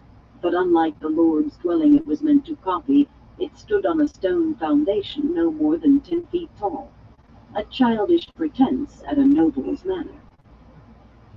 Stringy gray-haired man who scurried out deferentially to hold her stirrup while she dismounted and take her reins, was clad all in black. Whatever colors a merchant chose, hell yeah, Christopher. They were sure to be some real lord's colors, and even a minor lord could cause trouble for the richest seller of goods. People in the streets called black merchant's livery, and snickered when they said it. Leandrin despised the groom's black coat as much as she did Areen's house and Areen himself. She would have palaces one day, palaces. They had been promised to her, and the power that went with them. Stripping off her riding gloves, she stalked up the ridiculous ramp that slanted along the foundations to the vine-carved front doors. The lord's fortress manors had ramps, so of course a merchant who thought well of himself could not have steps. A black-clad young serving girl took gloves and hat in the round entrance hall, with its many doors and carved and brightly painted columns and its encircling balcony. The ceiling was lacquered in imitation of a mosaic, stars within stars in gold and black. "I will have my bath in 1 hour," she told the woman. "It will be the proper temperature this time, yes?" The maid went pale as she curtsied, stammering agreement before scurrying away. Amelia Areen, Joran's wife, came through one of the doors deep in conversation with a fat, balding man in a spotless white apron. Leandrin breathed contemptuously. The woman had pretensions, yet she not only spoke to the cook herself, she brought the man out of his kitchen to discuss meals. She treated the servant like a friend. Fat Evan saw her first and gulped, his piggy eyes darting away immediately. She did not like men looking at her, and she had spoken sharply to him on her first day here about the way his gaze sometimes lingered. He had tried to deny it, but she knew men's vile habits. Without waiting to be dismissed by his mistress, Evan all but ran back the way he had come. The graying merchant's wife had been a stern-faced woman when Leandrin and the others came. Now she licked her lips and smoothed her bow-draped green silk needlessly. "There is someone upstairs with the others, my lady," she said diffidently. She had thought that she could use Leandrin's name that first day. "In the front withdrawing room. From Tarvalon, I believe." Wondering who it could be, Leandrin started for the nearest of the curving staircases. She knew few others of the Black Adra, of course, for safety's sake. What others did not know, they could not betray. In the tower, she had known only one of the 12 who went with her when she left. 2 of the 12 were dead, and she knew at whose feet to lay the blame. Egwene Alvir, Nynaeve Almira, and Elaine Trakan. Everything had gone so badly in Tanchico that she would have thought those 3 upstart accepted had been there, except that they were fools who had twice walked tamely into traps she had set. That they had escaped each was of no consequence. Had they been in Tanchico, they would have fallen into her hands, whatever Gianna claimed to have seen. The next time she found them, they would never escape anything again. She would be done with them, whatever her orders. "My lady," Amelia stammered. "My husband, my lady. Joran, please will one of you help him? He did not mean it, my lady. He has learned his lesson." Leandrin paused with one hand on the carved banister, looking back over her shoulder. He should not have thought that his moves to the sword could be conveniently forgotten, no? He has learned, my lady. Please. He lies beneath blankets all day, in this heat, shivering. He weeps when anyone touches him or speaks above a whisper. Leandrin paused as if considering, then nodded graciously. I will ask Chesmel to see what she can do. Yet you understand that I make no promises. The woman's unsteady thanks followed her up, but she paid them no mind. Tamila had let herself be carried away. She had been grey Aja before becoming black, and she always made a point of spreading the pain evenly when she mediated. She had been very successful as a mediator, for she liked spreading pain.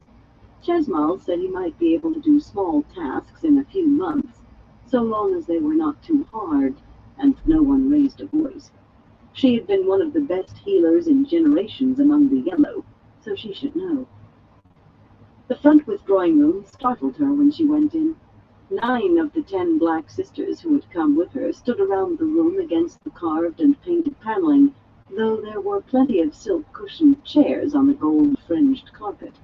The 10th, Tamila Kinderrhoda, was handing a delicate porcelain cup of tea to a dark-haired, sturdily handsome woman in a bronze-colored gown of unfamiliar cut. The seated woman looked vaguely familiar, though she was not Aes Sedai. She was plainly approaching her middle years, and despite smooth cheeks, there was nothing of agelessness about her. Yet the mood made Leandrin cautious. Tamila was deceptively fragile in appearance, with big childlike blue eyes that made people trust her. Those eyes appeared worried now, or uneasy, and the teacup rattled on the saucer before the other woman took it. Every face looked uneasy, except that of the oddly familiar woman. Coppery-skinned Gianna Kaida, in one of those disgusting Domani garments that she wore inside the house, had tears still glistening on her cheeks. She had been a green, and liked flaunting herself in front of men even more than most queens. Rihanna Andomuran, once white and always a coldly arrogant killer, nervously kept touching the pale streak in her black hair above her left ear. Her arrogance had been flattened. "What has happened here?" Leandrin demanded. "Who are you, and what—" Suddenly the memory flashed into her head. A dark friend, a servant in Tanchico who had continually gotten above herself. "Gildin!" she snapped. This servant had followed them in some fashion, and obviously was trying to pass herself off as a black courier with some dire news. "You have overstepped yourself too far this time." She reached to embrace Saidar, yet even as she did, the glow surrounded the other woman, and Leandrin's reach ran into a thick, invisible wall, shutting her away from the source. It hung there like the sun, tantalizingly out of reach. "Stop gaping, Leandrin," the woman said calmly. "You look like a fish. It is not Gildin, but Mogadine. This tea needs some honey, Tamila." The slender, fox-faced woman darted to take the cup, breathing heavily. It had to be so. Who else could have so cowed the others? Leandrin looked at them standing around the walls. Round-faced Eldrith Jondar, for once not looking vague at all despite an ink smudge on her nose, nodded vigorously. The others seemed afraid to twitch. Why one of the Forsaken? They were not supposed to use that name, but usually did among themselves. Why Mogadine would have masqueraded as a servant she could not understand. The woman had, or could have, everything that she herself wanted. Not just knowledge of the one power beyond her dreams, but power. Power over others, power over the world, and immortality. Power for a lifetime that would never end. She and her sisters had speculated on dissension among the Forsaken. There had been orders at odds with each other, and orders given to other dark friends at odds with theirs. Perhaps Mogadine was fighting for the rest of the Forsaken. Leandrin spread her divided riding skirts as best she could in a deep curtsy. "We welcome you, great mistress. With the chosen to lead us, we shall surely triumph before the day of the great lord's return." "Nicely said," Mogadine said dryly, taking the cup back from Tamila. "Yes, the This is much better. Tamila looked absurdly grateful and relieved. What had Mogadine done? Suddenly a thought came to Leandrin, an unwelcome one. She had treated one of the chosen as a servant. Great mistress, in Tanchico I did not know that you... Of course you did not, Mogadine said irritably. What good to bide my time in the shadows if you and these others knew me?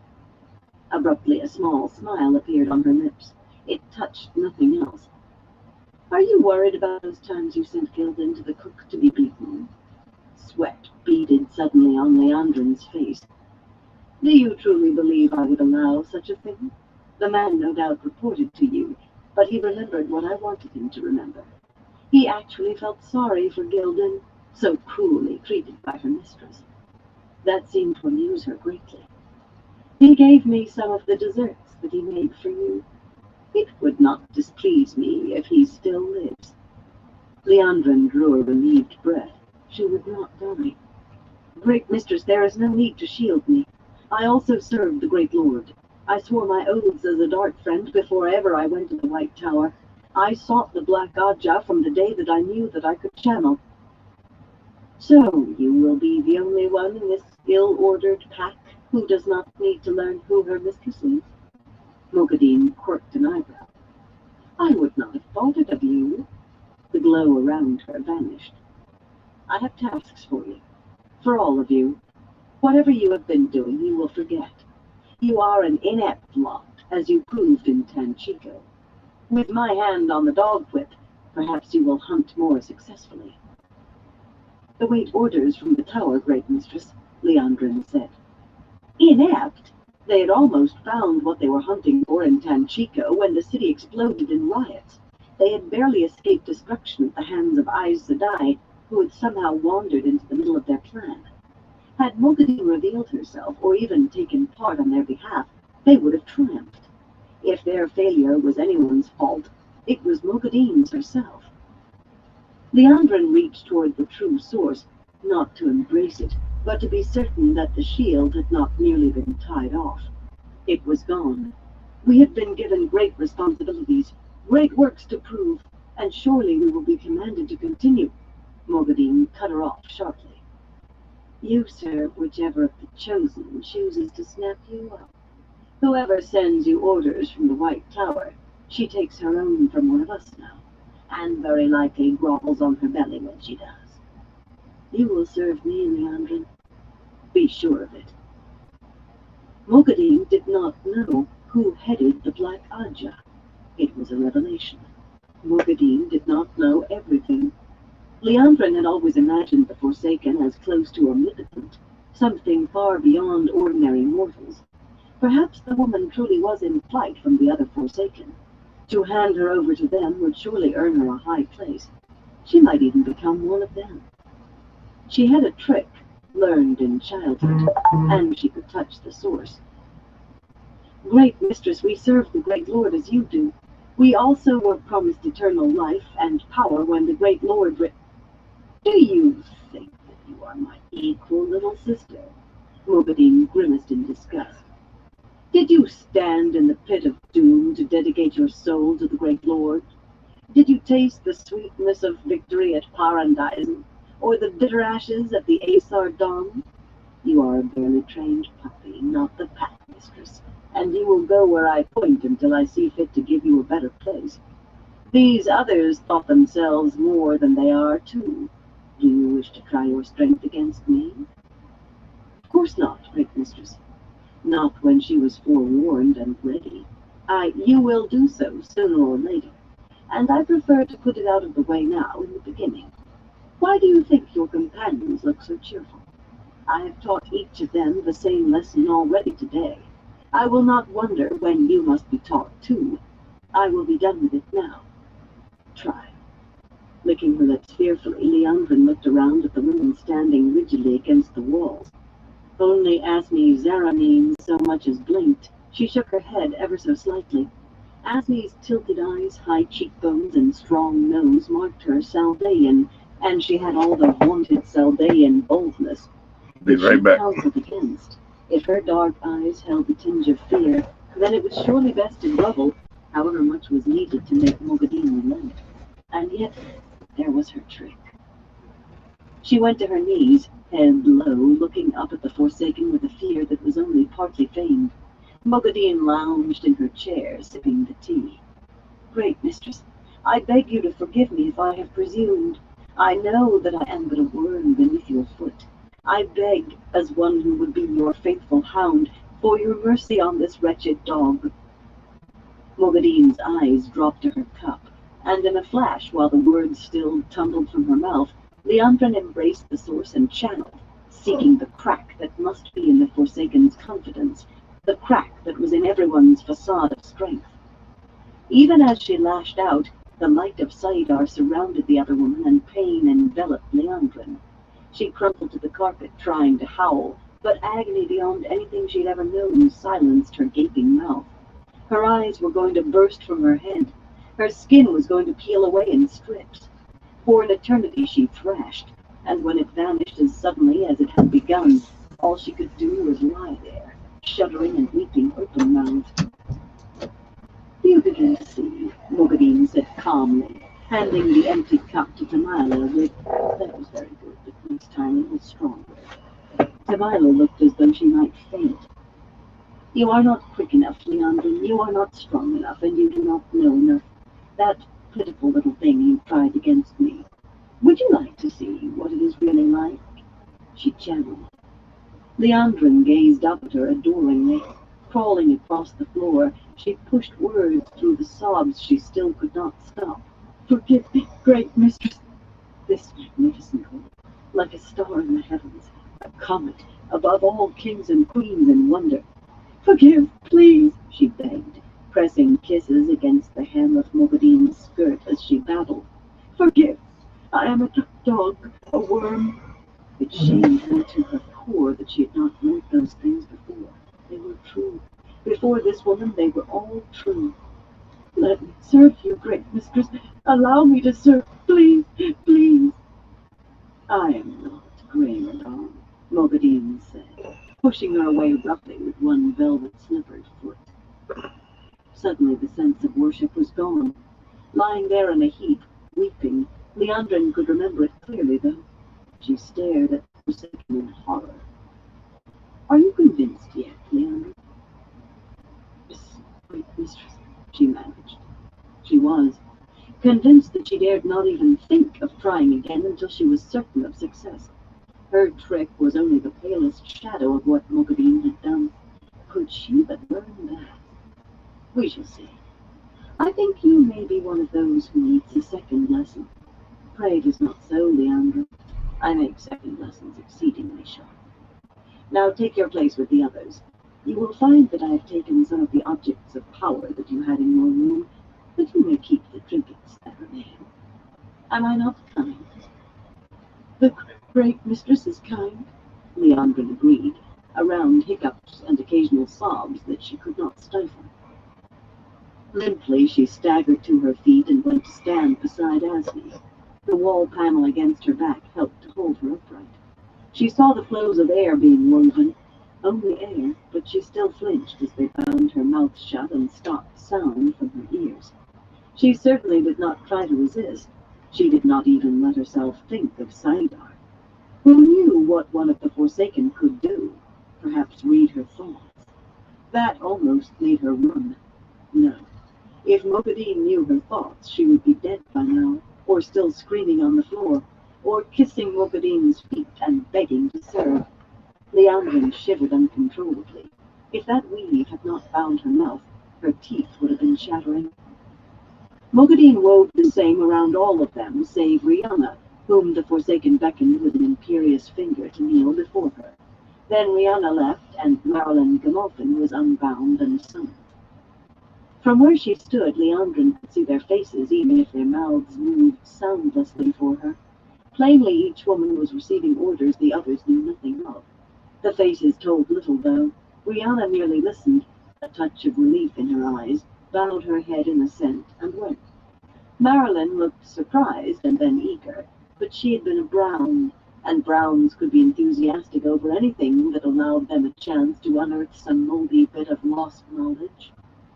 Gianna Kaida donned a slow mask of horror, shaking her head at first and trying to cover herself in that disgustingly sheer gown, but Mogadine's face hardened, and Gianna nodded hurriedly and fled, if not as eagerly as Marilyn, just as quickly.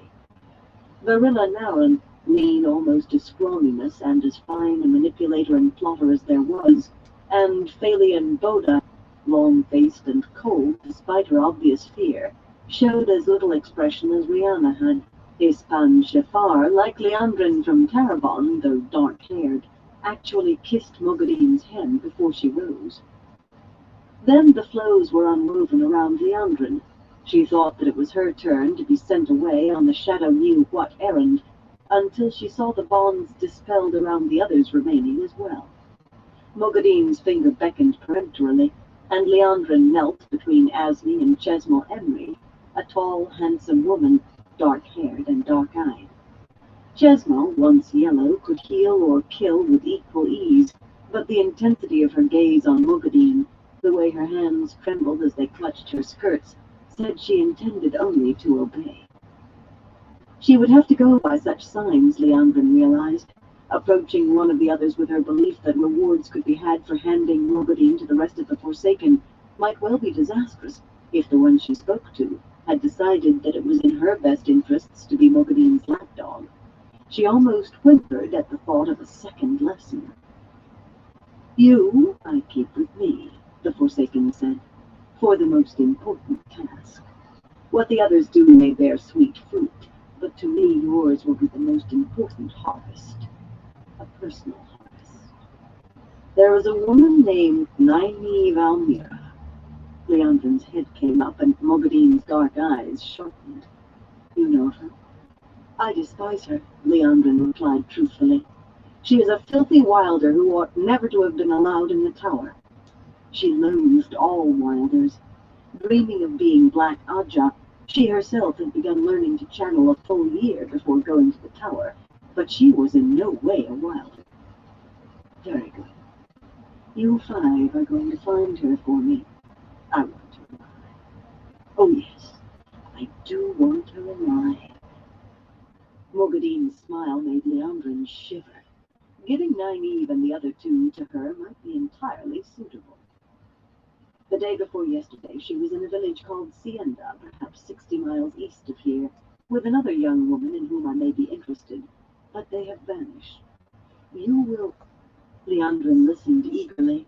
For this she could be a faithful hound. For the other, she would wait patiently. Chapter 19. Memories. My Queen. Morghese looked up from the book on her lap. Sunlight slanted through the window of the sitting room next to her bedchamber.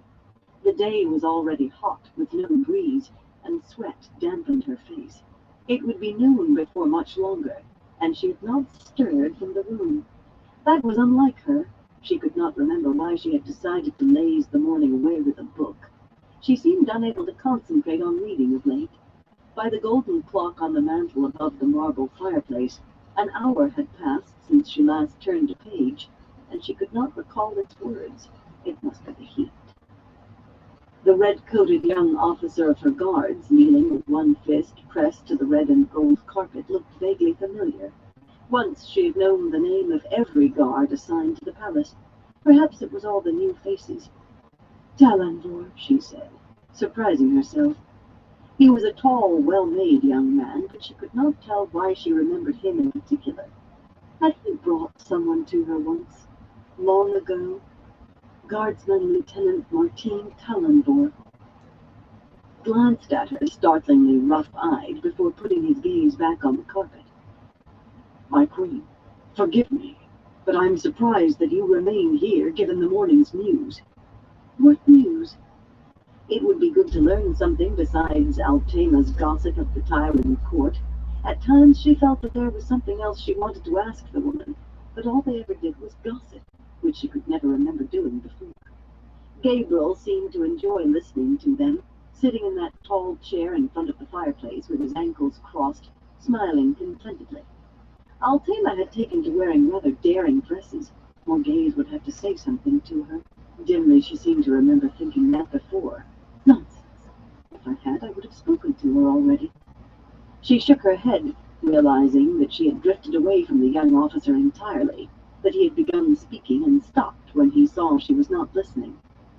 Tell me again. I was distracted. And stand.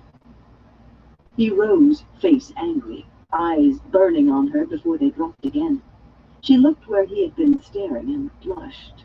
Her dress was cut extremely low, but Gabriel liked her to wear them so. With that thought she ceased fretting about being nearly naked in front of one of her officers. Be brief, she said curtly. How dare he look at me in that manner? I should have him flogged. What news is so important that you think you can walk into my sitting room as if it were a tavern? His face darkened, but whether from proper embarrassment or increased anger she could not say. How dare he be angry with his queen? Does the man think all I have to do is listen to him? Rebellion, my queen, he said in a flat tone, and all thought of anger and stares vanished. Where? The two rivers, my queen. Someone has raised the old banner of Manetheren, the Red Eagle. A messenger came from Whitebridge this morning. Gaze drummed her fingers on the book, her thoughts coming more clearly than it seemed they had in a very long time. Something about the two rivers, some spark she could not quite fan to life, tugged at her. The region was hardly part of Andor at all, and had not been for generations. She and the last three queens before her had been hard-pressed to maintain a modicum of control over the miners and smelters in the Mountains of Mist, and even that modicum would have been lost had there been any way to get the metals out, save through the rest of Andor. A choice between holding the mines gold and iron and other metals, and keeping the two rivers wool and tabac had not been difficult. But rebellion unchecked, even rebellion in a part of her realm that she ruled only on a map, could spread like wildfire to places that were hers in fact. And Manetheren, destroyed in the Trolloc Wars, Manetheren of legend and story, still had a hold on some men's minds. Besides, the two rivers was hers. If they had been left to go their own way for far too long, they were still a part of her realm. Has Lord Gabriel been informed? Of course he had not. He would have come to her with the news and suggestions on how to deal with it. His suggestions were always clearly right. Suggestion. Alrighty, well, I'm gonna call into this live for tonight. I want to thank everyone for stopping by and everyone who keeps stopping by. I appreciate all y'all support. Till next time, everyone, y'all stay safe.